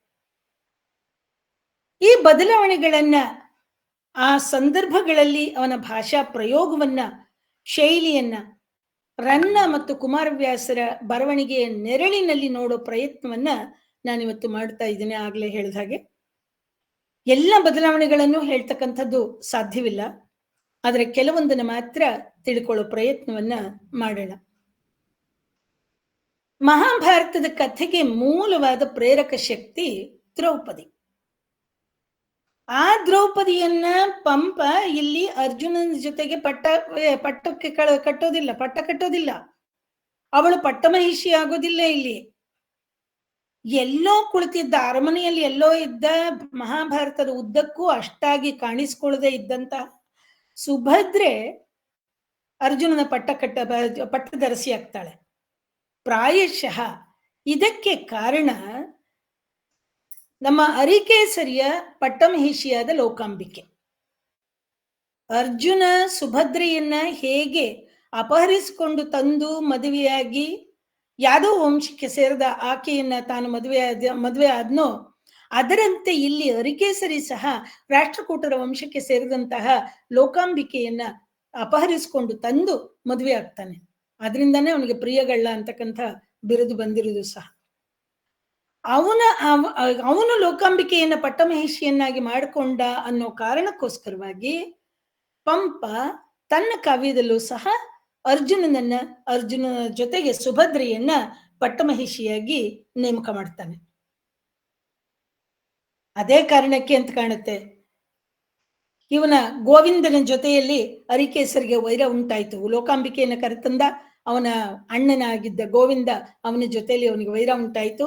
ಇದು ಬಹಳ ಸುಲಭವಾಗಿ ಹೊಂದಿಕೊಂಡು ಬಿಡ್ತು ಮಹಾಭಾರತದ ಕಥೆಗೆ. ಅರ್ಜುನ ಸುಭದ್ರೆಯನ್ನ ಕರೆದುಕೊಂಡು ಬಂದದ್ರಿಂದ ಬಲರಾಮನ ಜೊತೆಯಲ್ಲಿ ಅವನಿಗೆ ವೈರತ್ವ ಉಂಟಾಯ್ತು. ಇದೇ ಕಾರಣದಿಂದಲೇ ಅರ್ಜುನ ಸುಭದ್ರೆಯರ ಪ್ರಣಯ ಪ್ರಸಂಗಕ್ಕೆ ಹೆಚ್ಚು ಒತ್ತನ್ನ ಕೊಟ್ಟಿದ್ದಾನೆಯೇ ಹೊರತು ಬೇರೆ ದ್ರೌಪದಿಯ ವಿಷಯದಲ್ಲಿ ಅವನು ಹೆಚ್ಚಾಗಿ ಮುತುವರ್ಜಿಯನ್ನು ಕೊಟ್ಟಿಲ್ಲ. ಮೊದಲೇ ಹೇಳಿದ ಹಾಗೆ ಚಾಲಕ ಶಕ್ತಿಯಾದ ದ್ರೌಪದಿಯನ್ನ ಇವನು ಪಟ್ಟಕ್ಕೆ ಏರಿಸಲಿಲ್ಲ. ಅದು ಹೋಗ್ಲಿ, ಇವನಲ್ಲಿ ಬರ್ತಕ್ಕಂಥ ಈ ದ್ರೌಪದಿ ಪಂಚವಲ್ಲಭೆ ಅಲ್ಲ. 5 ಜನರನ್ನ ಮದುವೆ ಮಾಡ್ಕೊಳ್ಳಿಲ್ಲ. ಬರೀ ಅರ್ಜುನನಿಗೆ ಮಾತ್ರ ಆಕೆಯನ್ನ ಮದುವೆ ಮಾಡಿಸ್ತ. ಆದ್ರೆ ಆ ಬದಲಾವಣೆಗೆ ಹೊಂದಿಕೊಳ್ಳೋದಕ್ಕೆ ಸಾಧ್ಯವಾಗ್ಲಿಲ್ಲ. ಕಥೆಯ ಓಘ ಹಾಗೆ ಹೋಗಲ್ಲ. ಬರೀ ಅರ್ಜುನನ್ನೇ ಕೇಂದ್ರದಲ್ಲಿ ಇಟ್ಕೊಂಡು ಮಾಡೋದಕ್ಕೆ ಹೋದಾಗ ಕಷ್ಟವಾಯ್ತು. ಹಾಗಾಗಿ ಆಗಾಗ್ಗೆ ಅವನು ಅದನ್ನ ಒಪ್ಕೊಂಡ್ಬಿಟ್ಟಿದ್ದಾನೆ. ಎಲ್ಲಿ ಒಪ್ಕೊಂಡಿದ್ದಾನೆ ಅಂತಂದ್ರೆ, ಭೀಮ ಈ ಕೀಚಕನನ್ನ ಸಂಹಾರ ಮಾಡ್ತಕ್ಕಂತಹ ಸಂದರ್ಭದಲ್ಲಿ ದ್ರೌಪದಿಗೆ ಕೀಚಕನಿಂದ ಆಗ್ತಾ ಇದ್ದಂತಹ ಅವಮಾನವನ್ನ ಅವನು ಭೀಮನಲ್ಲಿ ಹೋಗಿ ಹೇಳ್ಕೊಳ್ತಾಳೆ. ಭೀಮ ಬಂದು ಅದನ್ನ ಪರಿಹಾರ ಮಾಡ್ತಾನೆ. ಅದೊಂದು. ಮತ್ತೆ ದುಶ್ಯಾಸನನ ರಕ್ತವನ್ನ ಹೀರಿ ಅವಳನ್ನ ಕರೆದು ಆ ರಕ್ತದಲ್ಲಿ ಅವಳ ಕೂದಲನ್ನ ಅದ್ದಿ ಕರಳನ್ನ ಮುಡಿಸೋದಕ್ಕೆ ತಳೋದರಿ ಅಂತ ಕರೀತಾನೆ. ಹೀಗೆ ಹೇಳುವಾಗ ಅಂದ್ರೆ ತನಗೆ ಅವಳಿಗೆ ಇದ್ದ ಆ ಸಂಬಂಧದ ಬಗ್ಗೆ ಅವನು ಹೇಳೋ ಹಾಗಾಯ್ತು. ಇಂತಹ ಸಂದರ್ಭಗಳಲ್ಲಿ ಪಂಪ ಎಡವಿದಾನೇನೋ ಅಂತ ಅನ್ಸುತ್ತೆ. ಆದ್ರೆ ಎಡವಿದ್ದು ಒಳ್ಳೇದೇ ಆಯ್ತು. ಮಹಾಭಾರತದ ಕಥೆ ಬದುಕೊಳ್ತು. ಅದು ಹಾಗೆ ಉಳ್ಕೊಂಡಿದೆ. ಅದಿಲ್ದೆ ಹೋಗಿದ್ರೆ ಕಥೆನೇ ಬದಲಾಗ್ಬಿಡ್ತಾ ಇತ್ತು. ಏನ್ ಕಥೆನೋ ಗೊತ್ತಿಲ್ಲ. ಅದೇ ವ್ಯಾಸ ಭಾರತದಲ್ಲಾದ್ರೆ 5 ಜನ ಪಾಂಡವರು ಏಕಚಕ್ರ ನಗರದಿಂದ ದ್ರೌಪದಿಯ ಸ್ವಯಂವರ ನಡೀತಾ ಇದ್ದ ಕಡೆಗೆ ಹೋಗಿ ಅರ್ಜುನ ಅಲ್ಲಿ ಮತ್ಸ್ಯ ಯಂತ್ರವನ್ನ ಭೇದಿಸಿ ದ್ರೌಪದಿಯನ್ನ ಮದುವೆ ಮಾಡಿಕೊಂಡು ಮನೆಗೆ ಬರ್ತಾನೆ. ಬಂದವರು 5 ಜನ ಬಾಗಿಲ ಹಿಂದೆ ನಿಂತ್ಕೊಂಡು, ಅಮ್ಮ ಭಿಕ್ಷೆಯನ್ನು ತಂದಿದ್ದೇವೆ. ಹೌದಾ, ತಂದಿದ್ರೆ 5 ಜನ ಹಂಚ್ಕೊಳ್ಳಿ. ಆಕೆ ಬಾಗಿಲನ್ನ ತೆಗೆದು ನೋಡ್ತಕ್ಕಂಥ ಒಂದು ಸಾಹಸವನ್ನು ಮಾಡಲಿಲ್ಲ. ಅಮ್ಮನ ಅಣತಿಯನ್ನ ಮೀರೋದಕ್ಕಾಗಲ್ಲ. ಹಾಗಾಗಿ ದ್ರೌಪದಿ ಪಂಚವಲ್ಲಭೆ ಆದ್ಲು. ಅದು ವ್ಯಾಸ ಭಾರತದಲ್ಲಿ ಬರ್ತಕ್ಕಂಥದ್ದು. ಅದು ಪ್ರಾಯಶಃ ಪಂಪನಿಗೆ ಇಷ್ಟವಾಗ್ಲಿಲ್ಲ ಅಂತ ಕಾಣುತ್ತೆ. ಅದಕ್ಕಾಗಿ ಅವನನ್ನ ಬರೀ ಅರ್ಜುನನಿಗೆ ಮದುವೆ ಮಾಡಿಸ್ತ. ಇನ್ನು ಕೃಷ್ಣ ಸಂಧಿಯ ನೆಪದಲ್ಲಿ ದುರ್ಯೋಧನನ ಆಸ್ಥಾನಕ್ಕೆ ಬರ್ತಾನೆ. ಅಲ್ಲಿ ಬಂದಾಗ ದುರ್ಯೋಧನ ಉದಾಸೀನವಾಗಿ ತನ್ನ ಸಿಂಹಾಸನದ ಮೇಲೆ ಕುಳಿತಿರ್ತಾನೆ. ವಿದುರನ ಮನೆಗೆ ಹೋದ ಅಂತಕ್ಕಂಥ ಒಂದು ಅನಿಸಿಕೆ ಸಹ ಅವನ ಮನಸ್ಸಿನಲ್ಲಿ ಅವನ ಬಗ್ಗೆ ತಿರಸ್ಕಾರವನ್ನು ಉಂಟು ಮಾಡಿರುತ್ತೆ. ಹೀಗಾದಾಗ ಇಲ್ಲಪ್ಪ ನಾನು ಸಂಧಿಗೆ ಒಪ್ಪೋದಿಲ್ಲ ಅಂತ ಹೇಳಿ ಕೃಷ್ಣನನ್ನ ಬೀಳ್ಕೊಟ್ಟು ಬಿಡ್ತಾನೆ. ನೀವು ಬಂದ ದಾರಿ ಹಿಡಿದು ಹೋಗ್ಬೋದಪ್ಪ, ನಿಮ್ಗೆ ನಾವು ಒಪ್ಕೊಳ್ಳೋದಿಲ್ಲ ಸಂಧಿಗೆ ಅಂತ. ಅವನು ಯಾವಾಗ ನಿರಾಕರಣೆಯನ್ನ ಮಾಡ್ತಾನೋ ಅದನ್ನ ಒಪ್ಕೊಂಡ ಕೃಷ್ಣ ಹಿಂತಿರುಗಿ ಬಂದು ಕುಂತಿಯನ್ನ ಭೇಟಿ ಮಾಡಿ, ನೋಡು ನಿನ್ನ ಮಗನನ್ನ ನೋಡಿ ಅವನನ್ನ ಒಂದೆರಡು ವರಗಳನ್ನ ಕೇಳು, ತೊಟ್ಟ ಬಾಣವನ್ನ ತೊಡದೇ ಇರಲಿ, ಇಟ್ಟ ಗುರಿಯನ್ನ ಹಿಡದೇ ಇರಲಿ, ಈ ತರ ವರಗಳನ್ನ ಕೇಳು ಅಂತ ಹೇಳಿ ಅವಳಿಗೆ ಒಪ್ಪಿಸ್ಬಿಟ್ಟು ಅಲ್ಲಿಂದ ಮತ್ತೆ ಬಂದವನು ಕರ್ಣನ ಮನೆ ಮುಂದೆ ಬಂದ. ಬಾಪ ಕರ್ಣ, ನನ್ನನ್ನು ಸ್ವಲ್ಪ ದೂರ ಕಳಿಸ್ಬಿಟ್ಟು ಬಾ, ಅಷ್ಟು ದೂರ ಕಳಿಸು ಬಾ ಅಂತ ಕರ್ಕೊಂಡ್ ಬಂದವನು, ನಾನೇನು ನಿನ್ಗೆ ಮಾಡ್ಬೇಕು, ದ್ರೋಹ ಮಾಡ್ಬೇಕು ಅಥವಾ ಏನೋ ನಿನ್ನ ಮೇಲೆ ಇದಕ್ಕೆ ಕೋಪಕ್ಕೆ ದ್ವೇಷಕ್ಕೆ ಮಾತಾಡ್ತಾ ಇಲ್ಲಪ್ಪ, ನಿನಗೆ ಗೊತ್ತಿಲ್ಲ ಅಂತ ಕಾಣುತ್ತೆ. ದುರ್ಯೋಧನ ಯಾತಕ್ಕೆ ನಿನ್ನನ್ನು ಸ್ನೇಹಿತನನ್ನಾಗಿ ಮಾಡ್ಕೊಂಡಿದ್ದಾನೆ ಅನ್ಕೊಂಡಿದೀಯಾ? ಅವನಿಗೆ ನಿನ್ನ ಹುಟ್ಟಿನ ಗುಟ್ಟು ಗೊತ್ತು. ನೀನು ಸೂತಪುತ್ರ ಅಲ್ಲ, ನೀನು ಸೂರ್ಯಪುತ್ರ. ನೀನು ಸೂರ್ಯಪುತ್ರ ಅನ್ನೋದು ಅವನಿಗೆ ಗೊತ್ತಿದ್ದರಿಂದ ಅವನು ಅದ್ ಹೇಗ್ ಗೊತ್ತಾಯ್ತು ಅಂದ್ರೆ ಸತ್ಯಂತಪ ಅಂತಕ್ಕಂಥ ಮಹರ್ಷಿಗಳ ಆಶ್ರಮಕ್ಕೆ ಹೋದ್ರಿ. ಅಲ್ಲಿ ಸತ್ಯಂತಪ ಮಹರ್ಷಿಗಳು ನಿನಗೆ ಆಸನವನ್ನು ಕೊಟ್ರು, ದುರ್ಯೋಧನನಿಗೆ ಆಮೇಲೆ ಕೊಟ್ರು. ಇದೇನು ಹೀಗೆ ಭೇದ ಮಾಡ್ತಾ ಇದ್ದೀರಿ, ನಾನು ರಾಜ ಅಂಥವ್ರಲ್ಲಿ ನನಗೆ ಹೀಗೆ ಮಾಡ್ತಾ ಇದ್ದೀರಲ್ಲ ಅಂತ ಅವನು ಕೇಳಿದಾಗ, ಆಗ ಸತ್ಯಂತಪ್ಪ ಮಹರ್ಷಿಗಳು ಹೇಳ್ತಾರೆ, ಇವನು ಸೂರ್ಯಪುತ್ರಪ್ಪ, ಸೂತಪುತ್ರ ಅಲ್ಲ ಅಂತ. ಓ ಹೀಗ ಅಂತ ಹೇಳಿ ಅದನ್ನ ಮನಸ್ಸಿನಲ್ಲೇ ಇಟ್ಕೊಂಡು ಪಾಟಿಸುವೆನೋಯ್ಯನೆ ಮುಳ್ಳೊಳೆ ಮುಳ್ಳಿಂದ ಮುಳ್ಳನ್ನ ತೆಗಿಬಹುದು ನಾನಿವಾಗ. ಕರ್ಣ ಅಂತಕ್ಕಂಥ ಮುಳ್ಳಿನಿಂದ ಪಾಂಡವರು ಅಂತಕ್ಕಂಥ ಮುಳ್ಳನ್ನ ನಾನು ತೆಗೆದಾಕ್ಬಿಡ್ಬೋದು ಅಂತ ಯೋಚನೆ ಮಾಡ್ಕೊಂಡ್ಬಿಟ್ಟು ಅವನನ್ನ ಹಾಗೆ ಒಪ್ಕೊಂಡು ಅಲ್ಲಿಂದ ಬಂದು ಆಮೇಲೆ ನಿನ್ನಲ್ಲಿ ಆತ್ಮೀಯತೆಯನ್ನ ತೋರಿಸ್ತಾ, ಅದಕ್ಕೋಸ್ಕರನೇ ಹೊರತು ನಿಜವಾಗ್ಲೂ ಅವನಿಗೆ ನಿನ್ನಲ್ಲಿ ಯಾವ ಆತ್ಮೀಯತೆನೂ ಇಲ್ಲಪ್ಪ ಅಂತ ಹೇಳಿದಾಗ ಕರ್ಣ ಹೇಳ್ತಾನೆ, ಛೇ ಏನೇ ಆದ್ರೂ ನೀವು ಅದನ್ನ ನನಗೆ ಹೇಳಬಾರ್ದಾಗಿತ್ತು. ನನ್ನ ಹುಟ್ಟಿನ ಗುಟ್ಟನ್ನ ನೀವು ಹೇಳದೇ ಇದ್ದಿದ್ರೆ ದುರ್ಯೋಧನ ತೋರಿಸ್ತಾ ಇರೋ ಈ ಪ್ರೀತಿಯನ್ನ ನೋಡಿದಾಗ ನನಗೆ ಸಂಕಟ ಆಗ್ತಾ ಇದೆ. ನೀವು ಹೇಳಿರೋ ಮಾತನ್ನ ಕೇಳಿದಾಗ ಇತ್ತ ಕಡೆ ನಾನು ಪಾಂಡವರನ್ನ ಕೊಲ್ಲೋದಕ್ಕೂ ಆಗಲ್ಲ, ಆ ಕಡೆ ದುರ್ಯೋಧನನನ್ನ ಬಿಡಕ್ಕಾಗಲ್ಲ. ಇಷ್ಟೊಂದು ಆತ್ಮೀಯತೆಯನ್ನ ನನ್ನ ಹುಟ್ಟಿನ ಗುಟ್ಟು ಗೊತ್ತಾದ ಮೇಲೂ ತೋರಿಸ್ತಾ ಇರ್ತಕ್ಕಂಥ ದುರ್ಯೋಧನನನ್ನ ನಾನು ಬಿಟ್ಟು ಬರೋದಿಲ್ಲಪ್ಪ, ನೀವು ದಯವಿಟ್ಟು ಹೋಗಿ ಅಂತ ಹೇಳ್ತಾನೆ. ಅದೇ ಕುಮಾರವ್ಯಾಸ ಈ ದುರ್ಯೋಧನದ ಬಾಯಿಯಲ್ಲಿ ಕೃಷ್ಣ ಪರಮಾತ್ಮ ಅನ್ನೋದನ್ನ ಒಪ್ಪಿಸ್ಕೊಳ್ತಾನೆ. ಅಯ್ಯ ಆ ಕೃಷ್ಣ ಅಲ್ಲಿ ಎದುರುಗಡೆ ನಿಂತ್ಕೊಂಡಿದ್ದಾನೆ, ನಿಂತ್ಕೊಂಡ್ಬಿಟ್ಟು ಸಂಧಿ ಮಾಡ್ಕೋ ದುರ್ಯೋಧನ, ಸಂಧಿ ಮಾಡ್ಕೋ ಅಂತ ಹೇಳ್ತಾ ಇದ್ದಾನೆ. ಆದ್ರೆ ಅದೇ ಕೃಷ್ಣ ನನ್ನ ಹೃದಯದಲ್ಲೂ ಇದ್ದಾನೆ ತಾನೆ. ನನ್ನ ಹೃದಯದಲ್ಲಿ ಕೂತ್ಕೊಂಡು ಸಂಧಿ ಬೇಡ ಅಂತ ಇದ್ದಾನೆ. ಸೊ ನನಗ್ ಗೊತ್ತಾಗತ್ತೆ ಇವನ ನಾಟಕ ಎಲ್ಲ ಕಪಟ ನಾಟಕ ಸೂತ್ರಧಾರಿ ಇವನು. ಸೊ ಅದ್ರಿಂದ ಅವನು ಹೇಗ್ ಹೇಳ್ತಾನೋ ಹಾಗೇ ನಡೆಯೋದು. ಕೃಷ್ಣನ ಕೆಣಕಿದಲ್ಲದೆ ವಹಿಲದೊಳು ಕೈವಲ್ಯವಿಲ್ಲ. ಅವನನ್ನ ಕೆಣಕಬೇಕು, ಆಗ ಕೆಣಕಿದರೇನೆ ಆಗ ಕೈವಲ್ಯ ಅಥವಾ ಸ್ವರ್ಗ ಸಿಗೋದು ಅಂತ ಹೇಳಿ ಅದನ್ನ ಒಪ್ಕೊಂಡ್ಬಿಡ್ತಾನೆ. ಅಲ್ಲಿ ಇದೇ ಸನ್ನಿವೇಶವನ್ನ ವಾಸ್ತವತೆಯಿಂದ ನೋಡ್ತಾನೆ ಪಂಪ ಅಷ್ಟೇನೆ. ತನ್ನ ಆಪ್ತ ಮಿತ್ರ ಅಂತ ಹೇಳಿ ಎಲ್ಲರೆದುರಿಗೆ ಅಂಗರಾಜ್ಯದ ಅಭಿಷೇಕವನ್ನು ಮಾಡಿದ ಕರ್ಣನಿಗೆ ಕರ್ಣನಿಗೆ ಅಭಿಷೇಕ ಮಾಡಿ ಆ ಉದಾರತೆಯನ್ನು ತೋರಿಸಿದ ಆ ದುರ್ಯೋಧನ ಸ್ನೇಹ ಇವನ್ನೆಲ್ಲ ಮರೆತು ಪಾಂಡವರ ಪಕ್ಷಕ್ಕೆ ಬರೋದಿಲ್ಲ ಅನ್ನುವಾಗ ಕರ್ಣನ ಪಾತ್ರವನ್ನ ಕಂಡಾಗ ಕನಿಕರ ಉಂಟಾಗುತ್ತೆ. ಅವನಿಗೆ ಇಬ್ಬಂದಿ. ಈಗ ಈ ಕಡೆ ಒಂದು ಕಡೆಯಿಂದ ಪಾಂಡವರನ್ನ ಬಿಟ್ಕೊಡೋದಕ್ಕಾಗೋದಿಲ್ಲ, ಇನ್ನೊಂದು ಕಡೆಯಲ್ಲಿ ದುರ್ಯೋಧನನನ್ನ ಬಿಟ್ಕೊಡೋಕ್ಕಾಗೋದಿಲ್ಲ. ಸೊ ಇವರಿಬ್ಬರ ನಡುವೆಯಲ್ಲಿ ಸಿಕ್ಕೊಂಡಂತಹ ಕರ್ಣನ ಪಾತ್ರ ಬರೀ ನಿಮಗೆ ಅದಕ್ಕೆ ಪಂಪನಿಗೂ ಸಹ ಮನಸ್ಸನ್ನ ತುಂಬಾ ಕದಲಿಸಿದೆ. ಅರ್ಜುನನನ್ನ ನಾಯಕನನ್ನಾಗಿ ಇಟ್ಕೊಂಡು ಕಾವ್ಯವನ್ನ ಬರೆದ್ರೂ ಸಹ ಅವನಿಗೂ ಬೇರೆ ಕೆಲವು ಪಾತ್ರಗಳು ಪಂಪನನ್ನ ಬೇಕಾದಷ್ಟು ಮನಸ್ಸನ್ನ ಅಲಗಿಸಿವೆ. ಅದರಲ್ಲಿ ಕರ್ಣನ ಪಾತ್ರ ಒಂದು. ಕರ್ಣ ಸೂತಪುತ್ರ ಅಂತಕ್ಕಂಥ ಒಂದು ನಾಮಕರಣದಿಂದಲೇ ತನ್ನೆಲ್ಲ ಹಕ್ಕುಗಳಿಂದ ವಂಚಿತನಾಗಿ ಮಹಾಭಾರತದ ಉದ್ದಕ್ಕೂ ನರಳೋದನ್ನ ನಾವು ನೋಡ್ತೀವಿ. ಕೌರವರ ಜೊತೆಗೆ ವಿದ್ಯಾಭ್ಯಾಸ ಮಾಡ್ತಾ ಇರುವಾಗ ಅವರ ವಿದ್ಯಾಭ್ಯಾಸ ಮುಗಿದೋಗಿದೆ ಅಂತ ಹೇಳಿ ದ್ರೋಣ ಒಂದು ಪ್ರದರ್ಶನವನ್ನ ಏರ್ಪಾಡು ಮಾಡ್ತಾನೆ. ಎಲ್ಲರೂ ಬಂದು ತಮ್ಮ ತಮ್ಮ ಶಸ್ತ್ರಾಸ್ತ್ರಗಳ ಪರಿಣತಿಯನ್ನು ತೋರಿಸ್ಕೊಳ್ತಾರೆ. ಇನ್ನು ಅರ್ಜುನ ಬರ್ತಾನೆ, ತನಗೆ ಗೊತ್ತಿರ್ತಕ್ಕಂಥ ಎಲ್ಲ ವಿದ್ಯೆಗಳನ್ನ ಪ್ರದರ್ಶನ ಮಾಡ್ತಾನೆ. ಅವನ ವಿದ್ಯೆಯ ಪ್ರದರ್ಶನವನ್ನ ನೋಡಿದಾಗ ದುರ್ಯೋಧನನಿಗೆ ಸ್ವಲ್ಪ ಯೋಚನೆ ಹತ್ಕೊಂಡ್ಬಿಡುತ್ತೆ. ಅಯ್ಯಯ್ಯೋ, ಏನಪ್ಪ ಹೀಗಿದಾನಲ್ಲ, ಇಷ್ಟೊಂದು ವೀರನಾಗಿದಾನಲ್ಲ ಇವನು, ಹೇಗೆ ಮುಂದೆ ಅಂತಕ್ಕಂಥ ಸ್ವಲ್ಪ ಆಲೋಚನೆ, ಹೆದರಿಕೆ ಉಂಟಾಗುತ್ತೆ. ಅದನ್ನ ಹೆದರಿಕೆಯನ್ನು ಅರಿತನೋ ಅನ್ನೋ ಹಾಗೆ ತಕ್ಷಣಕ್ಕೆ ಕರ್ಣ ಅಲ್ಲಿ ಪ್ರತ್ಯಕ್ಷ ಆಗ್ತಾನೆ. ರಂಗದ ಮೇಲೆ ಬಂದು ತನಗೆ ಗೊತ್ತಿರ್ತಕ್ಕಂಥ ಎಲ್ಲ ಶಸ್ತ್ರ ಅಸ್ತ್ರ ಪ್ರಾವೀಣ್ಯತೆಯನ್ನ ಅಲ್ಲಿ ಪ್ರದರ್ಶನ ಮಾಡ್ತಾನೆ. ಬರೀ ಪ್ರದರ್ಶನ ಮಾಡಿದ್ದೇ ಅಲ್ಲ, ಅರ್ಜುನನಿಗೆ ಹೇಳ್ತಾನೆ, ಏನ್ ಇಷ್ಟೊಂದು ಇದ್ ಮಾಡ್ತಾ ಇದೀಯಲ್ಲ, ನೀನು ತೋರಿಸ್ಕೊಳ್ತಾ ಇದೀಯಲ್ಲ, ರಂಗಮೇ ರಣರಂಗಮಾಗೆ ಕಾದುವ ಬಾ.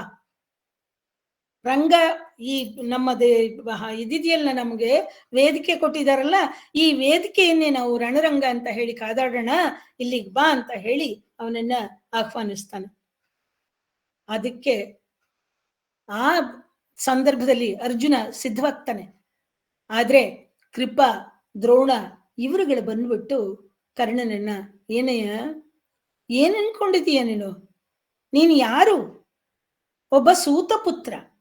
ಇಂಥವನು ನೀನು ಬಂದ್ಬಿಟ್ಟು ಅವನನ್ನ, ಅರ್ಜುನನನ್ನ ಯುದ್ಧಕ್ಕೆ ಕರೀತಾ ಇದೆಯಲ್ಲ, ನೀನು ಕರೀಬಹುದಾ? ನಿನ್ನ ಯೋಗ್ಯತೆ ಏನು?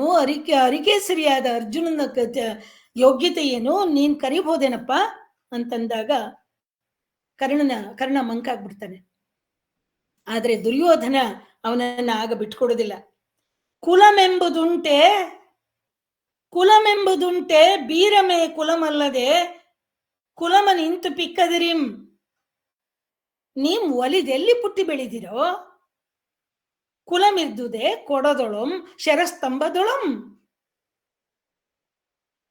ಏನ್ ಯಾರನ್ನಂತ ಯಾತಕ್ಕೆ ಹೀಗೆ ಹೀಯಾಳಿಸಿ ಮಾತಾಡ್ತಾ ಇದ್ದೀರಾ?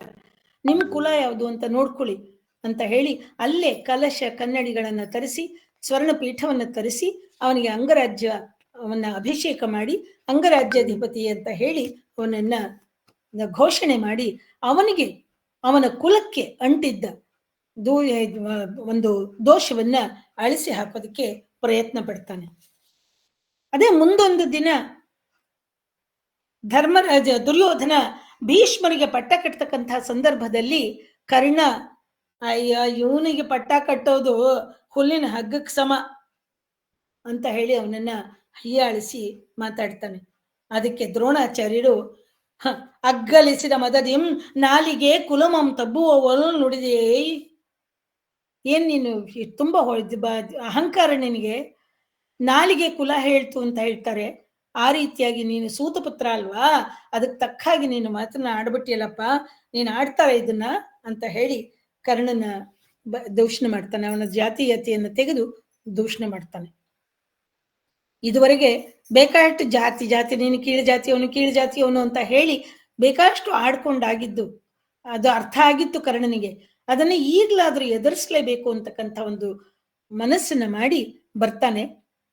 ಕುಲಮನೆ ಮುನ್ನಂ ಉಗ್ಗಡಿಪಿರೆಂಗಳ ನಿಮ್ಮ ಕುಲಂಗಳನಂತು ಮಾರ್ಮಲವನ ಅಟ್ಟಿ ತಿಂಬುವೆಂ ಕುಲಮಲ್ತು ಚಲಂ ಕುಲಂ ಗುಣಂ ಕುಲಂ ಅಭಿಮಾನಂ ಒಂದೇ ಕುಲಂ ಅಣ್ಮು ಕುಲಂ ಬಗೆವಾಗಳ್ ಈ ಕಲಹದೊಳಣ್ಣ ನಿಮ್ಮ ಕುಲ ಆ ಕುಲಂ ನಿಮಗುಂಟು ಮಾಡುಗುಂ. ಕುಲ ಅನ್ನೋದು ನಿಜವಾಗಿಯೂ ಧೈರ್ಯ ಸ್ಥೈರ್ಯ ಅದಿರಬೇಕು. ಕುಲ ಅಷ್ಟೇನೆ, ಹಠ ಇರಬೇಕು, ಮಾಡಿದ್ದನ್ನು ಸಾಧಿಸ್ಬೇಕು ಅಂತಕ್ಕಂಥ ಹಠ ಇರಬೇಕು. ಅದು ಕುಲನೇ ಹೊರತು ಬೇರೆದಲ್ಲಪ್ಪ ಕುಲ ಅಂತ ಹೇಳಿ ತಾನು ಕುಲಜ ಅಂತಕ್ಕಂಥದ್ದನ್ನ ಸಮರ್ಥನೆ ಮಾಡ್ಕೊಳ್ತಾನೆ ಇಲ್ಲಿ ಕರ್ಣ. ಇಲ್ಲಿ ಕರ್ಣನ ಪಾತ್ರದ ಮೂಲಕ ಹೇಳ್ತಾ ಇರ್ತಕ್ಕಂಥ ಈ ಮಾತುಗಳು ಪಂಪನ ಮಾತುಗಳು ಆಗಿರಬಾರದೇಕೆ ಅನ್ನಿಸುತ್ತೆ.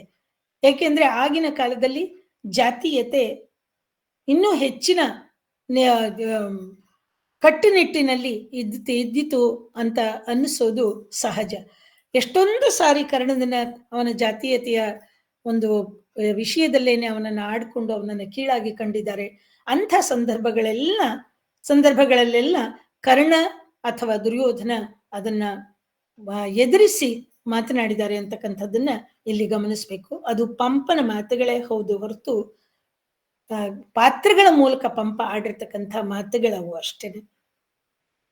ಇನ್ನೊಂದ್ಸಾರಿ ಮುಂದೆ ಶಲ್ಯನಿಗೆ ಕರ್ಣನಿಗೆ ಪಟ್ಟ ಕಟ್ಟುವಾಗ ಶಲ್ಯನಿಗೆ ಹೇಳ್ತಾನೆ, ನೀನು ಸಾರಥಿ ಆಗ್ಬಿಡಪ್ಪ ಅಂತಾನೆ. ಭೀಷ್ಮನು ಅದನ್ನೇ ಹೇಳಿ ಕಳಿಸ್ತಾನೆ ಕರ್ಣನ ಕೈಲಿ. ಆದ್ರಿಂದ ಕರ್ಣ ಹೋಗಿ ದುರ್ಯೋಧನನಲ್ಲಿ ವಿನಂತಿ ಮಾಡ್ಕೊಳ್ತಾನೆ, ನನಗೆ ಶಲ್ಯನನ್ನ ಸಾರಥಿಯನ್ನಾಗಿ ಮಾಡು ಅಂತ. ಹಾಗಾಗಿ ಶಲ್ಯನನ್ನ ಸಾರಥಿಯನ್ನಾಗಿ ಮಾಡೋದಕ್ಕೋಸ್ಕರವಾಗಿ ಕೇಳ್ಕೊಂಡಾಗ ಶಲ್ಯ ಹೇಳ್ತಾನೆ, ಪಿಂದೆ ಕಡಂಗಿ ತೇರನ್ ಎಸಗು ಎಂಬುವನ್ ಅಂಬಿಗನ್. ಅರ್ಥವಾಗುತ್ತೆ ಅನ್ಕೋತೀನಿ. ಪಿಂದೆ ಕಡಂಗಿ ತೇರನ್ ಎಸಗು ಎಂಬುವನ್ ಅಂಬಿಗನ್. ಆಜಿರಂಗದೊಳ್ ಮುಂದೆ ಸಮಾನನಾಗಿ ಬೆಸೆದಿರ್ಪುವವನ್ ತುರುಕಾರನ್. ಗೊಲ್ಲ ತುರುಕಾರನ್ ಆಗೆ ಮತ್ಸ್ಯಂಧನ ಚೋದನ ಕ್ರಮಂ ಅದಂ பொலையங்கதிற்கும் ಅಂತುಟುಂ ನೀನ್ ದಯಗೆ ಇದು ಪೇಳ್ದೆ ಇದನಾರ್ ಪಡೆವರ್ ಫಣಿರಾಜಕೇತನ. ನೀನು ಆದ್ರೂ ನೀನ್ ಇಷ್ಟೊಂದು ದಯೆ ಇಟ್ಟುಬಿಟ್ಟು ನೀನು ಹೇಳಿದೆ ಅಂತಂದ್ರೆ ನಿನ್ನ ಮಾತನ್ನು ನಾನು ಮೀರಿ ನಡೆಯಲ್ಲ. ಆದ್ರೆ ಒಬ್ಬ ಹಿಂದೆ ಕೂತಿರೋನೊಬ್ಬ ಸೂತಪುತ್ರ, ಮುಂದ್ಗಡೆ ಸಾರಥ್ಯವನ್ನು ಮಾಡ್ತಾ ಇರ್ತಕ್ಕಂಥವನು ಗೊಲ್ಲ. ಇಂಥದ್ರಲ್ಲಿ ನನ್ನ ಕ್ಷತ್ರಿಯ ವಂಶದಲ್ಲಿ ಹುಟ್ಟಿರ್ತಕ್ಕಂಥ ನನ್ನ ಇದು ಮರ್ಯಾದೆ ಎಲ್ಲಿಗೆ ಹೋಯ್ತು, ಅದು ಯಾವಾಗ್ಲೂ ಹೊಲಸ್ತಿಂದೋಯ್ತು ಬಿಡು ಅಂತ ಹೇಳ್ತಾನೆ. ಅವನ ಕುಲವನ್ನ ಹೀಗೆ ಶಲ್ಯ ಅವನ ಕುಲವನ್ನ ಹೀನಾಯವಾಗಿ ಮಾತನಾಡಿ ಅವನಿಗೆ ತನ್ನ ಕರ್ಣನ ಬಗ್ಗೆ ತನ್ನಲ್ಲಿರ್ತಕ್ಕಂಥ ಒಂದು ಅವಹೇಳನದ ಮಾತನ್ನ ಆಡ್ತಾನೆ. ಇಂಥ ತನ್ನ ಜಾತೀಯತೆಯನ್ನ ಒಂದನ್ನ ಬಿಟ್ಟು ಅವನ ವೀರತ್ವದಿಂದ ಅವನ ಧೈರ್ಯದಿಂದಾನೇ ತಾನು ಇಡೀ ಮಹಾಭಾರತದ ಒಂದು ನಾಯಕತ್ವವನ್ನು ವಹಿಸ್ತಕ್ಕಂಥ ಸ್ಥಾನದಲ್ಲಿ ಇದ್ರೂ ಸಹ ಜಾತಿಯ ಹೆಸರಿನಿಂದ ಅವನು ತನ್ನ ಎಲ್ಲ ಅಧಿಕಾರಗಳನ್ನ ತನ್ನ ಎಲ್ಲ ಅವಕಾಶಗಳನ್ನ ಕಳೆದುಕೊಂಡು ವಂಚಿತನಾಗಿ ತಾನು ಸೂತಪುತ್ರ ಅಂತಕ್ಕಂಥ ಹಣೆಯ ಬರಹಕ್ಕೆ ಬರ್ತಕ್ಕಂಥದ್ದು ನಿಜವಾಗ್ಲೂ ಬಹಳ ಸಂಕಟದ ಸಂಗತಿಯಾಗತ್ತೆ. ಅದನ್ನೇ ಪಂಪ ಹೇಳ್ತಾನೆ, ನೆನೆಯಿದಿರಣ್ಣ ಭಾರತದೊಳ್ ಪೆರರಾರುಮನ್. ನೆನೆಯಿದಿರಣ್ಣ ಭಾರತದೊಳಿಂ ಪೆರರಾರುಮನ್ ಒಂದೇ ಚಿತ್ತದಿಂ ನೆನೆ ಒಡೆ ಕರ್ಣನಂ ನೆನೆಯ. ಕರ್ಣನೊಳ್ ಆರ್ ದೊರೆ ಕರ್ಣನ ಏರು ಕರ್ಣನ ಕಡು ನನ್ನಿ ಕರ್ಣನಳವಂಕದ ಕರ್ಣನ ಚಾಗಮೆಂದು ಕರ್ಣನ ಪಡೆಮಾತಿನೊಳ್ ಪುದಿದು ಕರ್ಣ ರಸಾಯನ ಮಲ್ತೆ ಭಾರತಂ ಅಂತ ಹೇಳ್ತಾನೆ. ಕರ್ಣ ರಸಾಯನವಂತೆ ಭಾರತ. ಕರ್ಣ ಅಂತಕ್ಕಂಥ ಪಾತ್ರದ ರಸಾಯನ ಅಂತ ಒಂದು ಅರ್ಥ ಆದ್ರೆ, ಅಲ್ಲಿ ಕಿವಿಗಳಿಗೆ ರಸಾಯನದ ಹಾಗೆ ಇರ್ತಕ್ಕಂಥದ್ದು ಮಹಾಭಾರತದ ಕಥೆ ಅಂತಕ್ಕಂಥದ್ದು ಇನ್ನೊಂದು ಅರ್ಥ. ಹೀಗೆ ಸ್ವತಃ ವೀರನಾಗಿದ್ದು ವೀರ ಕುಲದಲ್ಲೇ ಹುಟ್ಟಿದ್ರೂ ಸಹ ಮಹಾಭಾರತದ ಕಥಾನಾಯಕನಂತೆ ಇರಬೇಕಾಗಿದ್ದ ಕರ್ಣ ಒಂದು ಹೀನಾಯಕ್ಕೆ ಗುರಿಯಾಗ್ಬಿಟ್ಟು ಬಂದ ಅಂತಕ್ಕಂಥದ್ದು ಬಹಳ ದುರದೃಷ್ಟಕರ ಅಂತ ಪಂಪ ಸಹ ಕೊರಗುತ್ತಾನೆ. ಇದೆಲ್ಲಕ್ಕಿಂತ ದುರದೃಷ್ಟದ ಮಾತು ಅಂತಂದ್ರೆ, ಕರ್ಣನ ಹುಟ್ಟಿನ ಗುಟ್ಟು ದುರ್ಯೋಧನ, ಕುಂತಿ, ಕೃಷ್ಣ ಇವರುಗಳು ತಿಳಿದಿದ್ದು. ಇವ್ರಿಗೆಲ್ಲ ಆತ ಸೂರ್ಯಪುತ್ರ ಅನ್ನೋದು ಗೊತ್ತಿದ್ರು ಅವನನ್ನ ಸೂತಪುತ್ರ ಅಂತ ಎಲ್ಲರೂ ಅವನನ್ನ ಬೇಕಾಷ್ಟು ರೀತಿಯಲ್ಲಿ ಆಡ್ಕೊಳ್ತಾ ಇದ್ರು ಅವ್ರ ಬಾಯಿನ ಮುಚ್ಚಿಸ್ತೇನೆ, ಅವರಿಗೆ ಅವನು ಸೂರ್ಯಪುತ್ರ ಅವನು ಸೂತಪುತ್ರ ಅಲ್ಲ ಅಂತ ಹೇಳಿ ಅವನ ಯೋಗ್ಯತೆಯನ್ನ ಪ್ರಕಟಪಡಿಸದೇನೆ ಇದ್ರಲ್ಲ, ಇದು ಕರ್ಣನ ದುರಂತ. ಇದರಲ್ಲಿ ಅವನ ದುರಂತ ಅಡಗಿತ್ತು, ಅವನ ಸಾವು ಅಡಗಿತ್ತು. ಒಂದು ಕಡೆಯಲ್ಲಿ ದುರ್ಯೋಧನ ಅವನನ್ನ ಆಪ್ತ ಮಿತ್ರ ಅಂತ ಅಪ್ಪಿಕೊಂಡ್ರೆ, ಇನ್ನೊಂದು ಕಡೆಯಲ್ಲಿ ಕುಂತಿ ಅವನ ಗುಟ್ಟನ್ನ ಹೇಳಿ ತನ್ನ 5 ಮಕ್ಕಳನ್ನ ಕಾಪಾಡಬೇಕು, ಯುದ್ಧದಲ್ಲಿ ಕೊಲ್ಲಬಾರದು ಅಂತಕ್ಕಂಥ ವರವನ್ನ ತೆಗೆದುಕೊಂಡಿದ್ದು. 2 ಕಡೆನಲ್ಲೂ ಗಂಡ ಹೆಂಡರ ಜಗಳದಲ್ಲಿ ಕೂಸು ಬಡವಾಯ್ತು ಅಂತಾರಲ್ಲ, ಆ ತರಹ ಎರಡೂ ಕಡೆಗೆ ಸಿಕ್ಕಾಕೊಂಡಿದ್ದ ಈ ನಮ್ಮ ಕರ್ಣ ತನ್ನನ್ನ ತಾನು ಎಲ್ಲೂ ಕಾಪಾಡ್ಕೊಳ್ಳಕ್ಕಾಗ್ದೇನೆ ತಾನು ಪ್ರಾಣವನ್ನ ಅರ್ಪಣೆ ಮಾಡ್ತಾನೆ. ದುರ್ಯೋಧನ ಅದಕ್ಕೆ ಹೇಳ್ತಾನೆ, ಅವನ ಕರ್ಣನನ್ನ ನೋಡಿ ಹೇಳ್ತಾನೆ, ನೋಡು ನೀನು ನನಗೋಸ್ಕರವಾಗಿ ಯುದ್ಧದಲ್ಲಿ ಸತ್ತೋದೆ, ನಾನು ಏನ್ ಅನ್ಕೊಂಡಿದ್ದೆ ಗೊತ್ತಾ, ಎಲ್ಲರನ್ನು ಕೊಂದುಬಿಟ್ಟು ಎಲ್ಲರನ್ನು ಜಯಿಸ್ಬಿಟ್ಟು ಉದಧಿ ತರಂಗ ತಾಟಿತ ಧರಾತಳಮಂ ನಿನಗಿತ್ತು ನಿನ್ನ ಕೊಟ್ಟುದನೆ ಪ್ರಸಾದಮೆಂದು ಪೊಡಮಟ್ಟು ಮನೋಮುದದಿಂದೆ ಕೊಂಡು ಬಾಳ್ವೆಯಿದೆ ಬಾಳ್ವಿದುವೆ ಬಯಕಿಯುಂ ನಿನಗದಂ ಪಿಡಿದಂದು. ಎಲೆ ಕರ್ಣ, ಕೇತುವಾದುದು ನಿನಗೆ, ಆ ವೃಕೋದರನ ಕಾಯುವನೆ ಪೊತ್ತಿಸಿದೆನ್ನ ಕಾಳಗಂ. ಆ ಭೀಮ ಬಂದ್ಬಿಟ್ಟು ಕೆಣಕು ಬಿಟ್ಟ, ಯುದ್ಧ ಮಾಡಬೇಕು ಅಂತ ಕೆಣಕದ. ಹಾಗಾಗಿ ಆ ಯುದ್ಧದಿಂದ ನಾನು ಅವನನ್ನ ಎದುರಿಸ್ತಾ ಹೋದ್ನೆ, ಆ ಯುದ್ಧದಲ್ಲಿ ಗೆಲ್ಬೇಕು ಅಂತ ಹೋದ್ನೆ ಹೊರತು ನಿನ್ನನ್ನ ಖಂಡಿತವಾಗ್ಲೂ ನಾನು ನಿನಗೆ ನಿನ್ನ ಭೂಮಿಯನ್ನ ದಾನ ಕೊಟ್ಬಿಟ್ಟು ಪೂರ್ತಿ ನೀನೇ ರಾಜಪ್ಪ ಅಂತ ಹೇಳಿ ನಿನ್ನ ಅಡಿಯಾಳಾಗಿ ಇರೋದಕ್ಕೆ ನನಗೆ ಇಷ್ಟ ಇತ್ತು. ನನಗೆ ನಿನ್ನ ಹುಟ್ಟಿನ ಗುಟ್ಟು ಗೊತ್ತಿತ್ತು, ಆದ್ರೂ ನಾನೇ ನಿನ್ನನ್ನು ಸಾಯಿಸಿದ್ದು. ಪಾಂಡವರು ಸಾಯಿಸ್ಲಿಲ್ಲ, ನಾನು ಸಾಯಿಸ್ತೇನೆ ನಿನ್ನನ್ನ. ಪಾಂಡವರಿಗೆ ಏನಾದ್ರೂ ನೀನು ಅವರ ಅಣ್ಣ ಅಂತ ಗೊತ್ತಾಗಿದ್ದಿದ್ರೆ ಪ್ರಾಯಶಃ ಅವರು ನಿನ್ನನ್ನ ಯುದ್ಧದಲ್ಲಿ ಕೊಲ್ತಾ ಇರ್ಲಿಲ್ಲಪ್ಪ ಅಂತ ಹೇಳ್ತಾನೆ. ಈ ಮಹಾಭಾರತದಲ್ಲಿ ಇನ್ನೊಂದು ದೊಡ್ಡ ಸಮಸ್ಯೆ ಉಂಟಾಗಿದ್ದೇನು ಅಂತಂದ್ರೆ ಅಂತಃಕಲಹ. ಅವರವರಲ್ಲೇ ಜಗಳ. ಒಂದೇ ರಕ್ತದಲ್ಲಿ ಒಡ ಹುಟ್ಟಿದವರಲ್ಲಿ ಅಲ್ಲಿ ಜಗಳ. ಕರ್ಣನಿಗೆ ಉಂಟಾದ ಹಾಗೇನೆ ಧರ್ಮ ಸಂಕಟ ಉಂಟಾಗುತ್ತೆ. ಈ ಭೀಷ್ಮ ದ್ರೋಣ ಇವರುಗಳಿಗೂ ಸಹ ತಮ್ಮ ಮೊಮ್ಮಕ್ಕಳೇ ಎಲ್ರು ಅವರುಗಳನ್ನೇ ಹೇಗೆ ಕಾದಾಡೋದು, ಅವರುಗಳ ಜೊತೆಯಲ್ಲೇ ಹೇಗೆ ಯುದ್ಧ ಮಾಡೋದು, ಯಾರನ್ನ ಸಾಯಿಸೋದು, ಯಾರನ್ನ ಬಿಡೋದು, ಈ ಧರ್ಮ ಸಂಕಟ ಅವರುಗಳಿಗೆ. ಜೊತೆಗೆ ಪಾಂಡವರು ಒಡ ಹುಟ್ಟಿದವರು ಅಂತ ಹೇಳಿದ ಮೇಲೆ ಕುಂತಿ ವರಗಳನ್ನ ಪಡೆದ ಮೇಲೆ ಕರ್ಣನ ಮನಸ್ಸು ಗೊಂದಲಕ್ಕೀಡಾಗತ್ತೆ. ಎಲ್ಲ ತಮ್ಮಂದ್ರನ್ನು ಬದುಕಿಸ್ಲೇಬೇಕು, ಅವರನ್ನೆಲ್ಲ ಬದುಕಿಸ್ಬೇಕು. ಅದಕ್ಕೆ ಹೇಳ್ತಾನೆ ಕುಮಾರವ್ಯಾಸ ಇಲ್ಲಿ ಹೇಳ್ತಾನೆ, ದುರ್ಯೋಧನ ಕೊಂದೆ ಅಂತ. ಕೃಷ್ಣ ಕರ್ಣನ ಹುಟ್ಟಿನ ಗುಟ್ಟನ್ನ ಹೇಳಿದಾಗ ದುರ್ಯೋಧನನ ಕೊಂದೆ ಅಂತ ಹೇಳ್ತಾನೆ. ತನಗೆ ತನ್ನ ಪ್ರಾಣಕ್ಕಿಂತ ಹೆಚ್ಚಾಗಿ ಪ್ರೀತಿಸ್ತಾ ಇದ್ದ ದುರ್ಯೋಧನನಿಗೆ ನ್ಯಾಯವನ್ನ ದೊರಕಿಸ್ಕೊಡೋದಕ್ಕೂ ಆಗದೇನೆ ಕರ್ಣ ಪ್ರಾಣವನ್ನು ಕೊಡ್ತಾನೆ. ಎಷ್ಟರ ಮಟ್ಟಿಗೆ ದುರ್ಯೋಧನ ಕರ್ಣನನ್ನ ಪ್ರೀತಿಯಿಂದ ನೋಡ್ಕೊಳ್ತಾ ಇದ್ದ ಅಂದ್ರೆ, ಪೊರಮಡುವರ್ ಜಿ ಎಂಬರ್ ಕಡುದಯಂಗೈ ಪ್ರಸಾದಂ ಎಂಬಿವು ಪೆರರೋಳ್. ನೋಡಪ್ಪ, ನಮಸ್ಕಾರ ಮಾಡೋದಾಗ್ಲಿ, ಅಯ್ಯೋ ಜಿಯೇ ಹಸಾದ ಅಂತ ಹೇಳೋದಾಗ್ಲಿ, ಸೊಂಟ ಬಗ್ಗಿಸ್ಕೊಂಡು ನಿಂತ್ಕೊಳ್ಳೋದಾಗ್ಲಿ, ಇದೆಲ್ಲ ಪೆರರೋಳ್ ನಡೆಗೆ, ಅವರಲ್ಲಿ ನಡೀಲಿ. ಎಮ್ಮ ನಿನ್ನೆಡೆಯೊಳ್ ನಡೆಯಲ್ಬೇಡ, ನೀ ಕೆಳೆಯನೈ ರಾಧೇಯ, ನೀನ್ ನನ್ನ ಸ್ನೇಹಿತಪ್ಪ, ನಿನ್ನಲ್ಲಿ ಆ ರೀತಿಯ ಒಂದು ಸಂಬಂಧ ಇಲ್ವೇ ಇಲ್ಲ, ನನಗೆ ನೀನು ಸ್ನೇಹಿತ ಅಂತ ಹೇಳ್ತಾನೆ. ಅಂಥವನಿಗಾಗಿ ಕರ್ಣ ತನ್ನ ಪ್ರಾಣವನ್ನು ಕೊಡೋದಿಕ್ಕೆ ಸಿದ್ಧವಾಗ್ತಾನೆ. ಇದೇ ಮನಸ್ಥಿತಿಯಲ್ಲೇ ಭೀಷ್ಮ ದ್ರೋಣರು ಹೋರಾಡಿದ್ರು.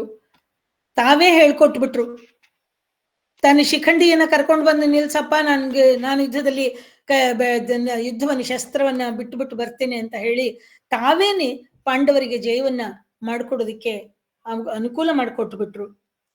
ಇಲ್ಲಿ ಸ್ವಲ್ಪ ಯೋಚನೆ ಮಾಡಿಕೊಂಡ್ರೆ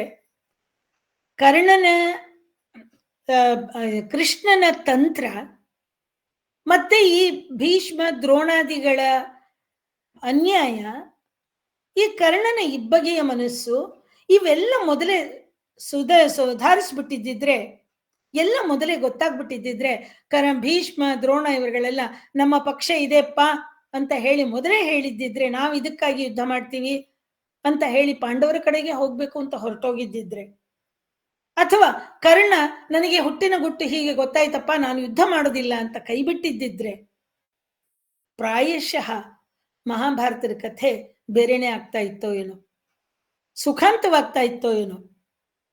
ಅಭಿಮನ್ಯು ಅಂತವನಾಗ್ಲಿ ಅಥವಾ ಕರ್ಣನಂಥವನಾಗ್ಲಿ ಇಲ್ಲಿ ತಮ್ಮ ಜೀವವನ್ನ ಕೊಡಬೇಕಾದಂಥ ಪ್ರಸಂಗ ಬರ್ತಾನೆ ಇರಲಿಲ್ಲ ಅಂತ ಕಾಣುತ್ತೆ.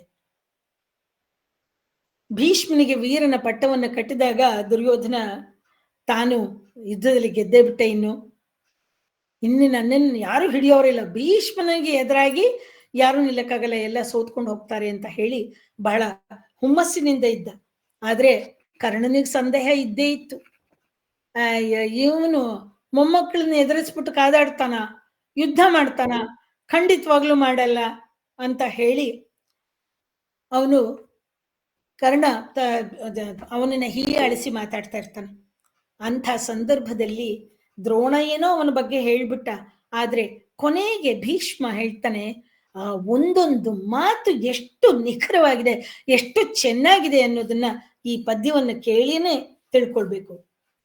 ಕಲಿತನದ ಉರ್ಕು, ಜವ್ವನದ ಸೊರ್ಕು, ನಿಜೇಶನ ನಚ್ಚು, ಮಿಕ್ಕ ತೋಳ್ವಲದ ಪೊಡರ್ಪು, ಕರ್ಣ ನಿನಗುಳ್ಳನಿತು ಎನಗುಂಟೆ, ನಿನಗುಳ್ಳನಿತು ಏನ್ ಎನಗುಂಟೆ, ಭಾರತಂ ಕಲಹಂ ಇದಿರ್ಚುವನ್ ಹರಿಗನ್ ಅಪ್ಪೊಡೆ ಮೊಕ್ಕಳ ಮೇಕೆ, ನೀಂ ಪಳಂಚಲದೆ ಪಯಣ್ಣ ಸೂಳ್ ಪಡೆಯಲಪ್ಪದು ಕಾಣ ಮಹಾಜಿರಂಗದೊಳ್.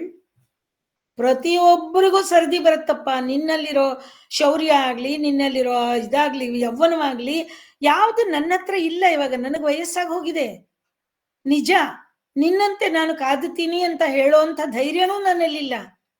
ಆದ್ರೆ ಕರ್ಣ, ನಿನಗೂ ಸಮಯ ಬರುತ್ತೆ, ನಿನಗೂ ನಿನ್ನ ಸರದಿ ಬರುತ್ತೆ, ನೀನು ಕಾದಾಡುವಂತೆ.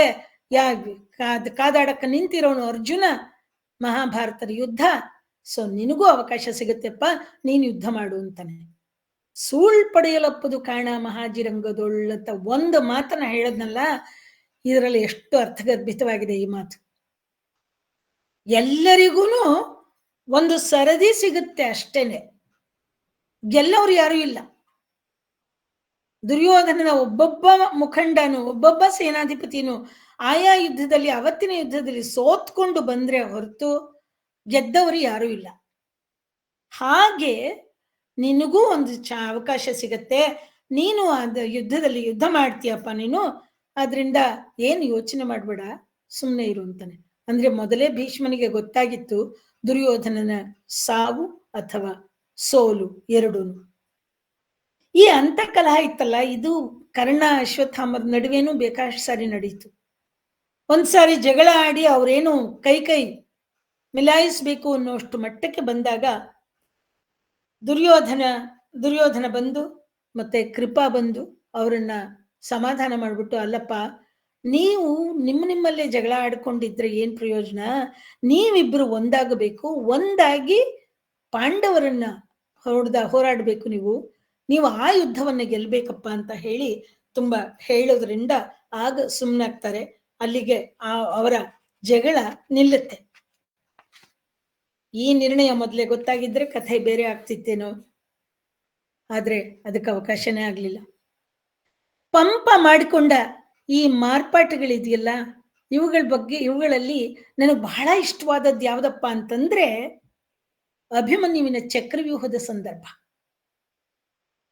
ಕುಮಾರವ್ಯಾಸನಲ್ಲಿ ಬರ್ತಕ್ಕಂಥ ಅಭಿಮನ್ಯು ಮುಂದೆ ಮಹಾಭಾರತ ಯುದ್ಧದಲ್ಲಿ ರಚಿಸಬಹುದಾಗಿದ್ದ ಚಕ್ರವ್ಯೂಹದ ಬಗೆಗೆ ತಾನಿನ್ನೂ ಸುಭದ್ರೆಯ ಗರ್ಭದಲ್ಲಿದ್ದಾಗಲೇನೆ ಕೇಳಿ ತಿಳಿದುಕೊಂಡಿರ್ತಾನೆ. ಸುಭದ್ರೆಯನ್ನ ತವರಿಗೆ ಕರೆದುಕೊಂಡು ಹೋಗ್ತಾ ಇದ್ದಂತಹ ಕೃಷ್ಣ ಚಕ್ರವ್ಯೂಹದ ಬಗ್ಗೆ, ಆ ಚಕ್ರವ್ಯೂಹದ ರಚನೆಯನ್ನ ಅವನಿಗೆ ಹೇಳ್ತಾ ಇರ್ತಾನೆ. ಒಂದು ಘಟ್ಟದಲ್ಲಿ ಅವಳಿಗೆ ನಿದ್ದೆ ಬಂದ್ಬಿಡುತ್ತೆ. ನಿದ್ದೆ ಬಂದ ತಕ್ಷಣ ಆದ್ರೂ ನಿದ್ದೆ ಬಂದ್ರೂ ಸಹ ಹೊಟ್ಟೆ ಒಳಗಿಂದ ಈ ಮಗು ಹೂ ಹೂ ಅಂತ ಇರುತ್ತಂತೆ.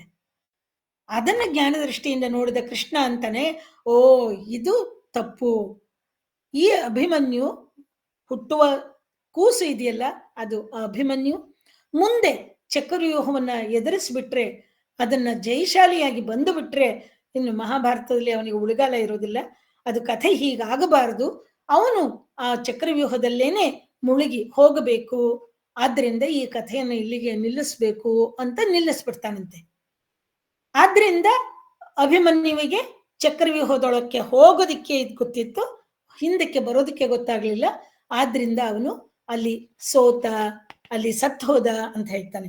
ಆದ್ರೂನು ಅಲ್ಲೂನು ಎಷ್ಟು ಚೆನ್ನಾಗಿ ಹೋರಾಡ್ದ ಅಂತಕ್ಕಂಥದ್ದನ್ನ ಕುಮಾರವ್ಯಾಸನ ಮಾತುಗಳನ್ನು ಕೇಳಿ, ಕದಳಿಗಳು ಮದದಾನೆ ಹೊಕ್ಕಂದದಲ್ಲಿ ಹೆಚ್ಚಿದ ಚಾತುರಂಗದ ಮೆದೆಯನೊಟ್ಟಿದು, ಕದಳಿಗಳು ಮದದಾನೆ ಹೊಕ್ಕಂದದಲ್ಲಿ ಹೆಚ್ಚಿದ ಚಾತುರಂಗದ ಮೆದೆಯನೊಟ್ಟಿದು, ಹೂಣೆ ಹೊಕ್ಕನು ಥಟ್ಟನೊಡೆ ತುಳಿದು ಇದಿರೊಳೆಚ್ಚನು ಕೆಲ ಬಲದೊಳಿಹ, ಕದನಗಳಿಗಳ ಕಾದಿದನು ಕಾಲನ ಲೀಲೆಯಾದುದು ವಿಷಮ ಸಮರಂಗ. ಯಮ ಬಂದು ನರ್ತನವನ್ನು ಮಾಡ್ತಾ ಇದ್ದಾನೇನೋ ಅನ್ನೋಷ್ಟ್ರ ಮಟ್ಟಿಗೆ ಆ ರಣರಂಗ ಆಗೋಯ್ತು ಅಂತ ಹೇಳಿ ಅಲ್ಲಿ ಕುಮಾರವ್ಯಾಸ ವರ್ಣಿಸ್ತಾನೆ. ಅದನ್ನೇ ಪಂಪ ಬಹಳ ಲೌಕಿಕವಾಗಿ ತಗೊಂಡಿದ್ದಾನೆ, ವ್ಯಾವಹಾರಿಕವಾಗಿ ಯೋಚನೆ ಮಾಡಿದ್ದಾನೆ. ನಮಗೆ ಇದು ಹೀಗೂ ಇದ್ದಿರ್ಬೋದೇನೋ ಅನ್ಸುತ್ತೆ. ಅದೇನ್ ಮಾಡಿದಾನೆ, ದ್ರೋಣ ಚಕ್ರವ್ಯೂಹವನ್ನ ರಚನೆ ಮಾಡಿದಾಗ ಅರ್ಜುನ ಸಮಸಪ್ತಕರನ್ನ ಎದುರಿಸೋದಿಕ್ಕೆ ಆ ಕಡೆ ಹೊರಟೋಗ್ಬಿಟ್ಟಿದ್ದಾನೆ. ಈಗ ಚಕ್ರವ್ಯೂಹವನ್ನ ಭೇದಿಸ್ತಕ್ಕಂಥದ್ದು ಯಾರಿಗೂ ಗೊತ್ತಿಲ್ಲ. ಧರ್ಮರಾಯ ಚಿಂತೆಯಲ್ಲಿ ಮುಳುಗಿದ್ದಾನೆ. ಅದಕ್ಕೆ ಅವನು ಹೇಳ್ತಾನೆ, ಇದು ಚಕ್ರವ್ಯೂಹಂ ಇದನೊಡವನ್ ಅದಟನ್ ಪಾರ್ಥನ್ ಅಂತ ಆತನಂ ಗೆಂಟಿದನ್ ಎಮ್ಮ ಈ ನಾಲ್ವರೋಳ್ ಭೇದಿಸಲರಿಯಮ್ಮಿದಂ ಕಂದ ನೀಂಬಲ್ಲ ಪೇಳಿಂ ನೀಂಬಲ್ಲ ಪೇಳಿಂ ಎಂಬುದು ಆ ನೆಮ್ಮಯ್ಯನೊಲ್ ಕೇಳ್ದರಿವೆನ್ ಇದೇನಯ್ಯ ಚಿಂತಾಂತರು ಪೊಕ್ಕಿದ ನೀಗಳೇ ವನ್ಯಗಂಧದ್ವಿರದನ ಕೊಳನಂ ಪೊಕ್ಕವಲ್ ಕಾದಿ ತೋರ್ಪೆಂ ಅಂತ ಹೇಳ್ತಾನೆ ಅಭಿಮನ್ಯು. ಯಾತಕ್ ನಮ್ಮಪ್ಪ ಹೇಳ್ಕೊಟ್ಟಿದ್ದಾನೆ, ಅಯ್ಯ ಇದೆಲ್ಲ ನಂಗೆ ಗೊತ್ತಿಲ್ಲದೆ ಏನಂತೆ, ನಂಗೆ ಗೊತ್ತಿದೆ ಒಂದು ಕಾಡಾನೆ ಒಂದು ಬಾಳೆ ತೋಟಕ್ಕೆ ನುಗ್ಗಿದ್ರೆ ಯಾವ ರೀತಿ ಧ್ವಂಸ ಮಾಡುತ್ತೋ ಆ ತರ ಧ್ವಂಸ ಮಾಡ್ಬಿಡ್ತೀನಿ ಬಿಡು ಅಂತ ಹೇಳ್ತಾನೆ. ಇಲ್ಲಿ ಪ್ರಶ್ನೆ ಎಷ್ಟು ಸಹಜವಾಗಿ ಬರುತ್ತೋ ಉತ್ತರನು ಅಷ್ಟೇ ಸಹಜವಾಗಿ ಬಂದು ಅಭಿಮನ್ಯು ತನಗೆ ಗೊತ್ತಿದೆ ಅಂತಕ್ಕಂಥದ್ದನ್ನ ಹೇಳ್ತಾನೆ. ಜೊತೆಗೆ ಅವನು ಹೇಗೆ ಯುದ್ಧ ಮಾಡ್ತೀನಿ ಅಂತಾನು ಹೇಳ್ತಾನೆ. ನೆರೆದು ಚತುರ್ವಲಂ ಬೆರಸು ಬಂದುರದೊಡ್ಡಿದ ಗಂಡರ ರಮ್ಯನ್ನ ಅರಿಯದ ಗಂಡರೇ, ನನಗ್ ಗೊತ್ತಿಲ್ಲದೆ ಇರೋರ ಇಲ್ಲಿ ಬಂದು ಅದೇ ಯುದ್ಧ ಮಾಡ್ತೀವಿ ಅಂತ ನಿಂತ್ಕೊಳ್ತಾ ಇರೋ ವೀರರು, ನೆಗೆದ ನೆತ್ತರ ಸುಟ್ಟುರೆ ಕಂಡದಿಂಡೆಗಳ್ ಪರಿದು ನಭಂಬರಂ ಪರೆದು ಪರ್ವಿ ಲಯಾಗ್ನಿ ಶಿಖಾಕಳಾಪಮಂ ಮರೆಯಿಸೆ ತಾಗಿ ತೈತು ಇರಿಯ ದನ್ನೆಗಂ ಎಂತು ನರಂಗೆ ಹುಟ್ಟಿದೆನು. ನೀವೇನು ಯೋಚನೆ ಮಾಡಬೇಡಿ ದೊಡ್ಡಪ್ಪ, ನಾನು ಅರ್ಜುನನ ಮಗ ಆಗ್ಬೇಕಾದ್ರೆ ಇವ್ರು ಬಂದವರನ್ನೆಲ್ಲ ಎದುರಿಸ್ಬಿಟ್ಟು ಅವರ ಮಾಂಸಖಂಡಗಳೆಲ್ಲ ಆಕಾಶದಲ್ಲಿ ತೇಲಾಡ ಹಾಗೆ ಮಾಡುವಂತ ಯುದ್ಧವನ್ನ ನಾನು ಮಾಡ್ಲಿಲ್ಲ ಅಂದ್ರೆ ನಾನ್ ಯಾಕೆ ಅರ್ಜುನ ಬಿಟ್ಟಿದೆ ಹೇಳು ಅಂತ ಹೇಳ್ತಾನೆ. ಅಂದ್ರೆ ನಮ್ಮಲ್ಲಿ ಆ ಹೇಳೋವಂಥ ಮಾತುಗಳಿದೆ, ನಮ್ಮಪ್ಪಂಗೆ ಹುಟ್ಟಿದವನೇ ಅಲ್ಲ ಅನ್ನಲ್ವೇ, ಆ ರೀತಿ ಅವನು ಹೇಳ್ತಾನೆ ಅಭಿಮನ್ಯು. ಇಲ್ಲಿ ಅದಕ್ಕೆ ಧರ್ಮರಾಯ ಹೇಳ್ತಾನೆ, ಅಲ್ಲಪ್ಪ ನಿಂಗಿನ್ನೂ 14 ವರ್ಷ, ನೀನು ಹೋಗ್ತೀನಿ ಅಂತಂದ್ರೂನು ನಿನ್ನನ್ನು ಒಬ್ಬನ್ನೇ ಹೇಗಪ್ಪ ನಾನು ಕಳಿಸೋದು? ನಾವೆಲ್ಲ ದೊಡ್ಡವರು ಇದ್ಕೊಂಡ್ಬಿಟ್ಟು ಇನ್ನೂ ಚಿಕ್ಕ ಹುಡುಗನಾದ ನಿನ್ನನ್ನ ಕಳಿಸೋದು ಒಳ್ಳೇದಲ್ಲಪ್ಪ, ಸರಿಯಲ್ಲಪ್ಪ. ನಮ್ಮ ಸರದಿ ಆದ ಮೇಲೆ ನಿನ್ನ ಸರದಿ ಬರಬೇಕು ಅಂತ ಹೇಳಿದಾಗ ಅಭಿಮನ್ಯು ಹೇಳ್ತಾನೆ, ಸರದಿ ಅನ್ನೋ ಒಂದು ಶಬ್ದವನ್ನ ಕ್ರಮ ಅದನ್ನ ನಾನಾರ್ಥಗಳಲ್ಲಿ ಬಳಸ್ಕೊಂಡ್ಬಿಟ್ಟು ಪಂಪ ಎಷ್ಟು ಸುಂದರವಾಗಿ ಈ ಪದ್ಯವನ್ನ ರಚನೆ ಮಾಡಿದಾನೆ, ವೃತ್ತವನ್ನ ರಚನೆ ಮಾಡಿದನು ನೋಡಿ. ಮತ್ತೆ ಭವಿಕ್ರೀಡಿತದಲ್ಲಿ ಇರ್ತಕ್ಕಂಥ ಯಮಕಾಲಂಕಾರವನ್ನು ಹೊಂದಿರತಕ್ಕಂಥ ಈ ವೃತ್ತ, ಕ್ರಮಮಂ ಕೈಕೊಳ್ಳಲೆಂದು ಪುಟ್ಟಿ ರಣದೊಳ್ ಸಾವನ್ಯಗಂ ಮಾಣ್ದೊಡೆ ಕ್ರಮಮಕ್ಕುಮೆ ಕ್ರಮಮನ್ನ ಏಗೈದಪ್ಪೆಂ ವಿಕ್ರಮಂ ಕ್ರಮಂ ಆಂ ವಿಕ್ರಮದಾತೆನೆಂ ಕ್ರಮದ ಮಾತಂತಿರ್ಕೆ ಮಾಣ್ದಿರ್ದೊಡೆ ಆಂ ಕ್ರಮಕ್ಕೆಂದಿರ್ದೊಡೆ ಬಿಟ್ಟೊಡಂ ಬಿಡೋದೊಡಂ ಬೀಳ್ಕೊಂಡೆನ್ ಮಾಡ್ಬೇನೆ. ನೀವು ಹೇಳ್ಬಿಟ್ರಿ ಅಂತ ಹೇಳ್ಬಿಟ್ಟು ನಿಮ್ಮ ವಯಸ್ಸಿನ ಆಧಾರದಲ್ಲಿ ನಾನು ಚಿಕ್ಕವನು ಅಂತ ನನ್ನ ಸರದಿ ಬರೋ ತನಕ ನಾನು ಕಾಯ್ಕೊಂಡಿದ್ರೆ ನಾನು ಜೀವದಿಂದ ಇರಕ್ಕಾಗತ್ತೇನಪ್ಪ? ಅದು ನ್ಯಾಯನೂ ಅಲ್ಲ. ನ್ಯಾಯ ಯಾವುದು ಅಂತಂದ್ರೆ ನನ್ನ ಪೌರುಷವೇ ನ್ಯಾಯ. ನಾನು ಪೌರುಷದಲ್ಲಿ ಎಲ್ಲರಿಗಿಂತ ಮೀರಿಸಿರೋನು.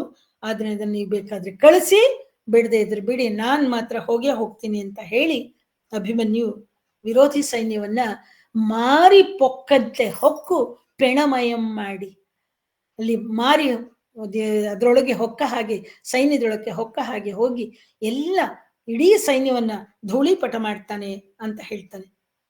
ಇವನನ್ನ ಎದುರಿಸೋದಕ್ಕೆ ಬರ್ತಾರೆ ಆ ಸುಯೋಧನನ ಅಥವಾ ದುರ್ಯೋಧನನ 100 ಜನ ಮಕ್ಕಳು. ಅವರನ್ನ ಅಭಿಮನ್ಯು ಹೇಗೆ ಯುದ್ಧ ಮಾಡಿದ ನೋಡಿ. ಸೂಳೈಸೆ ಅಂದ್ರೆ ಒಬ್ಬೊಬ್ಬರದೆ ಸರದಿ ಬಂದಾಗ, ಸೂಳೈಸೆ ಬಿಲ್ಲಂ ರಥದ ಕುದುರೆಯಂ ಸೂತನಂ ಖಂಡಿಸುತ್ತ 6, 7, 8, 9, 10 ಎಂಬ ಅರಕೆಯ ಸರಳಿಂದ ಊರಿಕೊಂಡು ಆವಮೈಯೂಂ ಪಾಳು, ಆವಮೈಯೂಂ ಪಾಳು ಎಂಬಂತಾಗೆ ಪಾರ್ದು ಆರ್ದು, ಓಹೋ ಎಲ್ಲಪ್ಪ ಇಲ್ಲಿಗೆ ಬರ್ಲಿಲ್ವಾ, ಇಲ್ಲಿಗೆ ಬಾಣ ಆಗಿಲ್ವಾ, ಇಲ್ಲಿ ಬಾಣ ಸಿಕ್ಕಾಕೊಂಡಿಲ್ವಾ, ಇಲ್ಲಿ ಚುಚ್ಚಿಲ್ವಾ ಅಂತ ನೋಡಿ ನೋಡಿ ಪಾರ್ದು ಆರ್ದು ಊರ ದಿಸೆ ಮುಳಿಸಿಂ 100 ಪೊನ್ನ ತಾಳ್ಗಳ್ ಸೂಳೋಳ್ ಬೀಳ್ವಂತೆ ಬೀಳ್ದರ್ ಮಕುಟ ಮಣಿಗಣ ದ್ಯೋತಿಸಾರರು. ಅವರ ಸರದಿಯಲ್ಲಿ ಒಬ್ಬರಾದ್ಮೇಲೆ ಈ ಇಸ್ಪೀಟ್ ಎಲೆಗಳನ್ನ ಜೋಡಿಸ್ತಾರೆ. ನೀವು ಅದನ್ನ ನೋಡಿದಿರಿ ಅಂತ ಅನ್ಕೋತೀನಿ. ಹಳೆ ಇಸ್ಪೀಟ್ ಎಲೆಗಳಿದ್ರೆ ಅವುಗಳನ್ನ ಮಡಿಸಿ ಮಡಿಸಿ ಒಂದ್ರ ಹಿಂದೆ ಒಂದನ್ನ ಇಡ್ಬೇಕು. ಇಟ್ಟು ಕೊನೆಯದನ್ನ ಒಂದನ್ನು ಮುಟ್ಟಿದ್ರೆ ಸಾಕು, ಎಲ್ಲ ದಡ ಅಂತ ಬಿದ್ದು ಹೋಗುತ್ತೆ. ಹಾಗೆ ಪೊನ್ನ ತಾಳ್ಗಳ್ ಸೂಳೊಳ್ ಬೀಳ್ದಂತೆ ಬೀಳ್ದರ್ ಮಕುಟ ಮಣಿಗಣ ದ್ಯೋತಿಸಾರರು ಕುಮಾರರು ಅಂತ ಹೇಳ್ತಾನೆ. ಇಂಥ ಕಡೆಗಳಲ್ಲೇನೆ ಪಂಪ ತನ್ನ ರಚನೆಗಳಲ್ಲಿ ತನ್ನ ಶೈಲಿಯಲ್ಲಿ ವಿಜೃಂಭಿಸೋದು. ಆದ್ರೂ ಕೆಲವೊಂದು ಕಡೆಯಲ್ಲಿ ರನ್ನ ಕುಮಾರವ್ಯಾಸರ ನೆನಪು ಬಂದೇ ಬರುತ್ತೆ. ಭೀಮ ವೈಶಂಪಾಯನ ಸರೋವರದಲ್ಲಿ ಅಡಗಿ ಕುಳಿತಿದ್ದಂತಹ ದುರ್ಯೋಧನನನ್ನ ಏಳಿಸಬೇಕಾದರೆ ಪಂಪ ಹೇಳಿದ ಮಾತಿಗೂ ರನ್ನ ಮತ್ತೆ ಕುಮಾರವ್ಯಾಸ ಹೇಳಿದ ಮಾತುಗಳಿಗೂ ವ್ಯತ್ಯಾಸಗಳನ್ನ ಇದರಲ್ಲಿ ಗಮನಿಸೋಣ. ಪಂಪ ಹೇಳ್ತಾನೆ, ಕಡಲಂ ಪೊಕ್ಕಡ ಪೀರ್ದಪೆಂ, ಕಡಲಂ ಪೊಕ್ಕೊಡೆ ಪೀರ್ದಪೆಂ ಕಡಲಿನ್ ಆ ಪಾತಾಳಮಂ ಪೊಕ್ಕೊಡೆ ಪೊಕ್ಕನಪ್ಪೊಡೆ ಶೇಷಾಹಿಯ ಪಲ್ಗಳಂ ಮುರಿದಪೆಂ ಬ್ರಹ್ಮಾಂಡಮಂ ಪೊಕ್ಕೊಡೆ ಆ ಬ್ರಹ್ಮನ ಗಂಟಲಂ ಮುರಿದಪೆಂ. ದುರ್ಯೋಧನಂಗೆ ಇಂ ಪುಗಲ್ಕೆ ಎಡೆ ತ್ರೈಭುವನಗಳೊಳ್ ಪುರಗೆ ಮತ್ತೆಲ್ಲಿತ್ತೋ ಬಾಣಾಂತಕ, ಇನ್ ಎಲ್ ಜಾಗ ಸಿಗುತ್ತೆ ಅವನಿಗೆ, ಎಲ್ಲ ಹೋದ್ರೆ ಅಲ್ಲೇ ಅಟ್ಟಿಸ್ಕೊಂಡು ಹೋಗಿ ನಾನು ಅವನನ್ನ ಹುಡುಕೊಂಡು ಬರ್ತೀನಿ, ಕರ್ಕೊಂಡು ಬಂದು ಅವನನ್ನ ಸೀಳ್ ಹಾಕ್ತೀನಿ ಅಂತ ಪಂಪ ಹೇಳಿಸ್ತಾನೆ. ಅದನ್ನೇ ರನ್ನ ನೋಡಿ ಅವನು ಹೇಗೆ ಹೇಳಿಸಿದಾನೆ ಅಂತಂದ್ರೆ, ಇದರಲ್ಲಿ ರನ್ನ ನಿಜವಾಗ್ಲೂ ಪಂಪನನ್ನ ಮೀರಿಸ್ಬಿಡ್ತಾನೆ.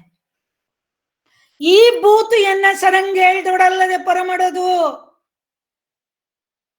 ಈ ಬೂತು ಎನ್ನ ಸರಂಗೇಳ್ದೊಡಲ್ಲದೆ ಪರಮಡದು ಇವಂಗಾನೆ ಬಲ್ಲೆನೆಂದು ಭೀಮಸೇನನು ಉದ್ದಾಮ ಕೋಪಾಟೋಪ ವಿರಚಿತ ಬದ್ಧಭ್ರಕುಟಿಯಾಗಿ ಭವದನು ಜನನು ಜಲಮಂ ಸವಿ ನೋಡಿದೆನ್, ನಿನ್ನ ಬಲಜಲನಿಧಿಯಂ ಸವಿ ನೋಡಿದೆನ್, ಈ ಕೊಳನಂ ತವೆ ಪೀರ್ದು ಬಳಿಕೆ ನಿನ್ನ ಸವಿಯಂ ನೋಳ್ಪೆಂ.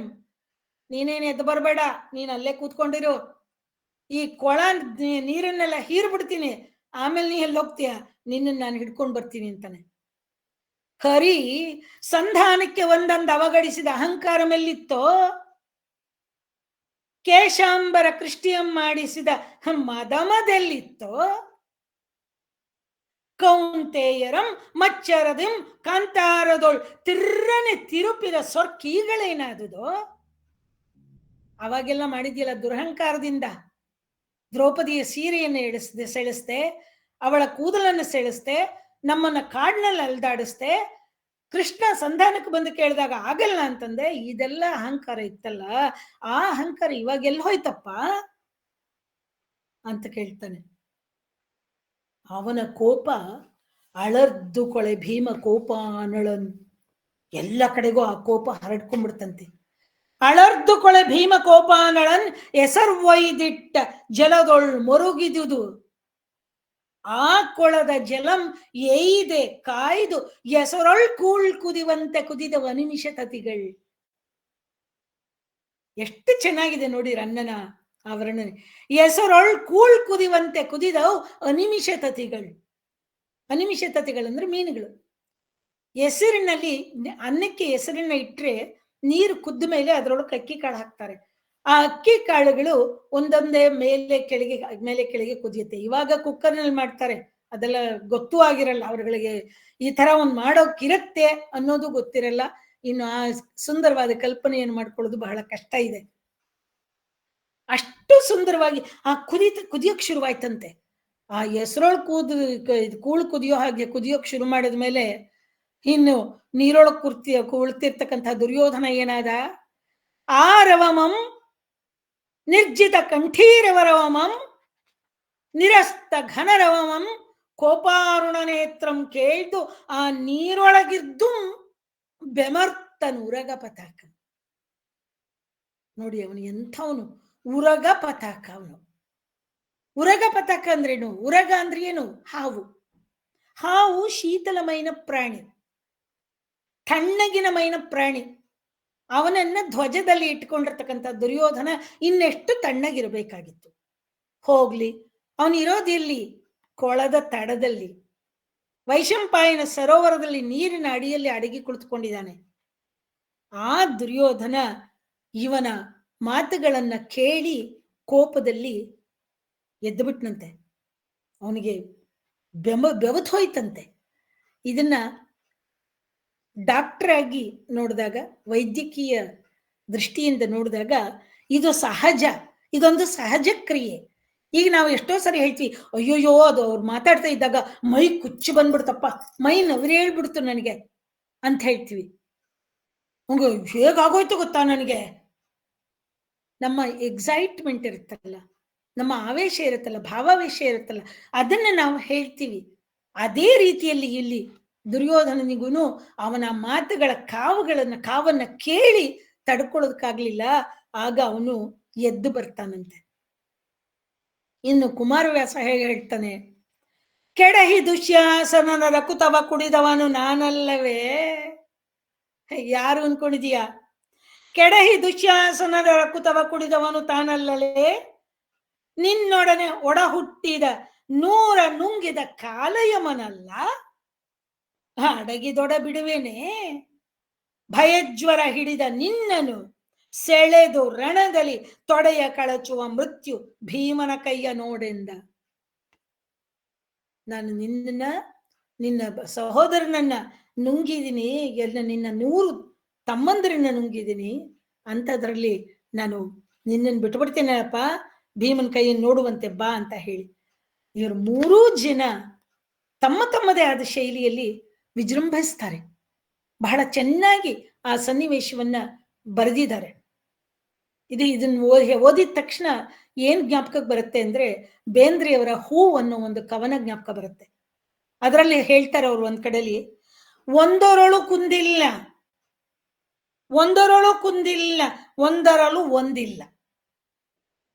ಒಂದರಳು ಒಂದಿಲ್ಲ ಒಂದರೊಳು ಕುಂದಿಲ್ಲ, ಒಂದಕ್ಕೆ ಒಂದೇ ಮೈ ಸಾಲದೆಂಬಂತೆ ಕುಣಿಯುವುದು 101 ಮೈದಾಳಿ ಕುಣಿಯುವುದು ಸ್ವಚ್ಛಂದ. ಒಂದೇ ಮೈ ಸಾಕಾಗಲ್ಲ ಅಂತ ಹೇಳಿ 101 ಮೈನಲ್ಲಿ ಕುಣಿಯುತ್ತೆ ಹೂವು ಅಂತ ಹೇಳ್ತಾರಲ್ಲ, ಆ ರೀತಿಯಲ್ಲಿ ಇಲ್ಲಿ ರನ್ನ ಆಗ್ಲಿ, ಪಂಪ ಆಗ್ಲಿ, ಕುಮಾರವ್ಯಾಸ ಆಗ್ಲಿ, ಪ್ರತಿಯೊಬ್ಬರೂ ತಮ್ಮದೇ ಆದ ರೀತಿಯಲ್ಲಿ ಇದರಲ್ಲಿ ವಿಜೃಂಭಿಸ್ಬಿಡ್ತಾರೆ. ಹೀಗೆ ಕಥೆ ಮುಂದುವರಿತಾ ಹೋಗುತ್ತೆ. ವೈಶಂಪಾಯನ ಸರೋವರದಲ್ಲಿ ಅಡಗಿ ಕುಳಿತಿದ್ದಂತಹ ದುರ್ಯೋಧನ ಹೊರಕ್ಕೆ ಬಂದು ಕಾದಾಡಿ ಭೀಮನ ಗದಾ ಪ್ರಹಾರವನ್ನ ಎದುರಿಸಲಾರದೇನೆ ಅದಕ್ಕೆ ಒಳಗಾಗಿ ತನ್ನ ತೊಡೆ ಮುರಿದು ಬೀಳ್ತಾನೆ. ಪಾಂಡವರ ಮಕ್ಕಳನ್ನೇ ಪಾಂಡವರು ಅಂತ ನಂಬಿ ಅವರ ಶಿರಗಳನ್ನ ಕತ್ತರಿಸಿ ತಂದು ತೋರಿಸಿ ತನ್ನಿಂದ ಆದ ಅಪರಾಧಕ್ಕಾಗಿ ಪ್ರಾಯಶ್ಚಿತ್ತ ಮಾಡ್ಕೊಳ್ಳೋದಕ್ಕೋಸ್ಕರವಾಗಿ ಅಶ್ವತ್ಥಾಮ ಹೊರಟು ಹೋಗ್ತಾನೆ. ಕೊನೆಗೆ ಧರ್ಮರಾಯಿನೇ ವಿಕ್ರಮಾರ್ಜುನ ವಿಜಯನಾದ ಅರ್ಜುನನ್ನೇ ಪಟ್ಟ ಕಟ್ಟಿಸ್ಕೊಳ್ಬೇಕು ಅಂತ ಹೇಳಿ ವಿನಂತಿ ಮಾಡಿಕೊಂಡು ಅದರಂತೆ ಅವರಿಗೆ ಪಟ್ಟಾಭಿಷೇಕನೂ ಆಗುತ್ತೆ. ಪಾಂಡವರು ಎಷ್ಟೇ ಧರ್ಮಿಷ್ಠರು, ನ್ಯಾಯವಾಗಿ ನಡೆದುಕೊಂಡವರು ಅಂತ ಅಂದ್ರೂ ಪರೋಕ್ಷವಾಗಿ ಅವರಿಗೆ ದೊರೆತ ಜಯ ಮೋಸದಿಂದ ಬಂದದ್ದು ಅಂತ ಅನ್ನಿಸ್ಲಲ್ವೇ. ದುರ್ಯೋಧನನ ಪರವಾಗಿ ಕಾದಿದ್ದವರೆಲ್ಲ ನ್ಯಾಯವಾಗಿಯೇ ಕಾದಿದ್ದರೆ, ಕೃಷ್ಣನ ತಂತ್ರಗಳು ಇಲ್ಲದೆ ಹೋಗಿದ್ದಿದ್ರೆ ಜಯ ದುರ್ಯೋಧನಂದೇ ಆಗ್ತಾ ಇರ್ಲಿಲ್ವೇ? ಇದು ನಿಮ್ಮ ಎಲ್ಲರ ಪ್ರಶ್ನೆ. ಈ ಪ್ರಶ್ನೆಗೆ ಉತ್ತರವನ್ನ ನೀವೆಲ್ಲ ಹುಡುಕ್ತಾ ಇರಿ. ಈ ಕಾವ್ಯದ ಮಂಗಳ ಪದ್ಯಗಳನ್ನ ಹೇಳಿ ನನ್ನ ಇಂದಿನ ಮಾತನ್ನ ನಾನು ಮುಗಿಸ್ತೀನಿ. ಚಲದೊಳ್ ದುರ್ಯೋಧನಂ ನನ್ನಿಯೊಳ್ ಇನತನಯಂ ಗಂಡಿನೊಳ್ ಭೀಮಸೇನಂ ಬಲದೊಳ್ ಮದ್ರೇಶನ್ ಅತ್ಯುನ್ನತಿಯೊಳ್ ಅಮರ ಸಿಂಧುದ್ಭವಂ ಚಾಪವಿದ್ಯಾ ಬಲದೊಳ್ ಕುಂಭೋದ್ಭವಂ ಸಾಹಸದ ಮಹಿಮೆಯೊಳಂ ಫಲ್ಗುಣಂ ಧರ್ಮದೊಳ್ ನಿರ್ಮಲ ಚಿತ್ತಂ ಧರ್ಮಪುತ್ರಂ ಮಿಗಿಲಿಂದ ಇವರ್ಗಳಿನ್ ಭಾರತಂ ಲೋಕಪೂಜ್ಯಂ. ತಾನು ಬರೆದಿರ್ತಕ್ಕಂಥ ಪಂಪ ಭಾರತ, ತಾನು ಬರೆದಿರ್ತಕ್ಕಂಥ ಈ ವಿಕ್ರಮಾರ್ಜುನ ವಿಜಯ ಯಾತಕ್ಕೆ ಲೋಕಪೂಜ್ಯವಾಗಬೇಕು ಅನ್ನೋದಕ್ಕೆ ಪಂಪ ಕೊಡ್ತಕ್ಕಂಥ ಉದಾಹರಣೆಗಳು, ಕೊಡ್ತಕ್ಕಂಥ ರೀತಿ ಇದು, ಕಾರಣ ಇದು. ಅದನ್ನೇ ಕುಮಾರವ್ಯಾಸ ಹೇಳ್ತಾನೆ. ವೇದ ಪಾರಾಯಣದ ಫಲ ಗಂಗಾದಿ ತೀರ್ಥ ಸ್ನಾನ ಫಲ ಕೃಚ್ಛ್ರಾದಿ ತಪಸ್ಸಿನ ಫಲವು ಜ್ಯೋತಿಷ್ಠೋಮಯಾಗ ಫಲ ಮೇದಿನಿಯನೊಲಿದಿತ್ತ ಫಲ ವಸ್ತ್ರಾದಿ ಕನ್ಯಾದಾನ ಫಲಬಹುದು ಆಧರಿಸಿ ಭಾರತದೊಳೊಂದಕ್ಕರವ ಕೇಳ್ದರ್ಗೆ ಆಧರಿಸಿ ಭಾರತದೊಳೊಂದಕ್ಕರವ ಪೇಳ್ದರ್ಗೆ. ಇದು ಕುಮಾರವ್ಯಾಸ ತನ್ನ ಮಹಾಭಾರತ ಮಂಗಳವನ್ನ ಹಾಡಿ, ಇದನ್ನ ಮಹಾಭಾರತದ ಕಥೆಯನ್ನ ನೀವು ಕೇಳಲೇಬೇಕು. ಯಾತಕ್ಕೆ ಕೇಳಬೇಕು ಅನ್ನೋದಕ್ಕೆ ಕೊಡ್ತಕ್ಕಂಥ ಕಾರಣ. ಪಂಪ ಹೇಳೋದು ಅವರೆಲ್ಲರ ವೀರ್ಯದಿಂದ, ಅವರ ಒಬ್ಬೊಬ್ಬರ ಗುಣಾತಿಶಯಗಳಿಂದ ನನ್ನ ಭಾರತ ಲೋಕಪೂಜ್ಯವಾಗುತ್ತೆ, ನೀವು ಕೇಳಬೇಕು ಅಂತ ಹೇಳಿದ್ರೆ ಕುಮಾರವ್ಯಾಸ ವೀರನಾರಾಯಣನ ಸೂತ್ರಧಾರಿತನವನ್ನ ನೋಡೋದಕ್ಕೋಸ್ಕರವಾಗಿ, ಕೇಳೋದಕ್ಕೋಸ್ಕರವಾಗಿ ಮಹಾಭಾರತವನ್ನ ಕೇಳಬೇಕು, ಅದರಿಂದ ಪುಣ್ಯವನ್ನು ಗಳಿಸಬೇಕು ಅಂತ ಹೇಳ್ತಾನೆ. ಇಲ್ಲಿಗೆ ನನ್ನ ಈ ಒಂದೆರಡು ಮಾತುಗಳು ಮುಗಿಯುತ್ತೆ. ನನ್ನ ಇಂದಿನ ಅಧ್ಯಯನಕ್ಕೆ ಆಕರವಾಗಿ ನಾನು ಉಪಯೋಗಿಸಿದಂಥ ಗ್ರಂಥಗಳು ಪಂಪ ಭಾರತದಲ್ಲಿ ಕಂಡು ಬರ್ತಕ್ಕಂಥ ಕುಲ ಜಾತಿಯ ವಿಚಾರಗಳು ಅಂತಕ್ಕಂಥ ಪ್ರಬಂಧ ಡಾಕ್ಟರ್ G.E. ಅಜ್ಜಪ್ಪ ಅವರು ಬರೆದಿದ್ದು. ಪಂಪ ಭಾರತ ದೀಪಿಕೆ D.L. ನರಸಿಂಹಾಚಾರ್ಯ ಅವರದ್ದು. ಪಂಪ ಭಾರತ ಎಂಬ ವಿಕ್ರಮಾರ್ಜುನ ವಿಜಯ ಡಾಕ್ಟರ್ K.V. ಪುಟ್ಟಪ್ಪ ಅವರು ಸಂಪಾದಿಸಿದ್ದು. ಪಂಪ ಭಾರತ ಸಂಗ್ರಹ N. ಬಸವರಾಧ್ಯ, R. ಮಿತ್ರ, ಹಂಪ ನಾಗರಾಜಯ್ಯ ಇವರುಗಳು ಸೇರಿ ಸಂಪಾದಿಸಿದ್ದು. ಪಂಪ ಹೆಸರಿನ ಪುಸ್ತಕ ಲೇಖನ ತೀನಂ ಶ್ರೀ ಅವರದ್ದು. ಪಂಪ ಭಾರತ ಪ್ರಸಂಗ ಅಂತಕ್ಕಂಥದ್ದು P.V. ನಾಗರಾಜ್ ಅವರದ್ದು. ಇದನ್ನ ಯಾವಾಗ್ಲಾರು ಸರಿ ಅವಕಾಶ ಸಿಕ್ಕಿದರೆ ನಾಟಕ ರೂಪದಲ್ಲಿ ಇದನ್ನ ಪ್ರಸ್ತುತಿಪಡಿಸಬೇಕು ಅಂತಕ್ಕಂಥ ಹಂಬಲ ನನಗಿದೆ. ಇನ್ನು ಪಂಪ ಕಾವ್ಯಸಾರ P.V. ನಾರಾಯಣ ಅವರದ್ದು. ಸಂಪೂರ್ಣ ಭಾರತ ಕಥಾಮಂಜರಿ, ಕರ್ನಾಟಕ ಕಥಾಮಂಜರಿ ಸಂಕಲನಕಾರರು ವಿ ಶ್ಯಾಮಾಚಾರ್ಯರು. ರನ್ನನ ಗದಾಯುದ್ಧ ಸಂಗ್ರಹ ತೀನಂ ಶ್ರೀಕಂಠಯ್ಯ ಅವರದು. ಇದರ ಜೊತೆಗೆ ಕನ್ನಡ ದೀವಿಗೆಯಿಂದ ಆರಿಸಿರ್ತಕ್ಕಂಥ ಪಂಪನ ಆ ಪದ್ಯಗಳು. ಎಲ್ಲದಕ್ಕಿಂತ ಹೆಚ್ಚಾಗಿ ನಾನು ಕೇಳಿದಾಗ ನನಗೆ ಬೇಕು ಅನ್ನಿಸಿದಾಗ ಪುಸ್ತಕಗಳನ್ನ ತಕ್ಷಣವೇ ಒದಗಿಸಿಕೊಟ್ಟಂತಹ G.N. ನರಸಿಂಹಮೂರ್ತಿಗಳಿಗೆ ನನ್ನ ಅನಂತ ನಮಸ್ಕಾರಗಳನ್ನ ಹೇಳಿ ನನ್ನ ಇಂದಿನ ಒಂದೆರಡು ಮಾತುಗಳನ್ನ ಮುಗಿಸ್ತೇನೆ.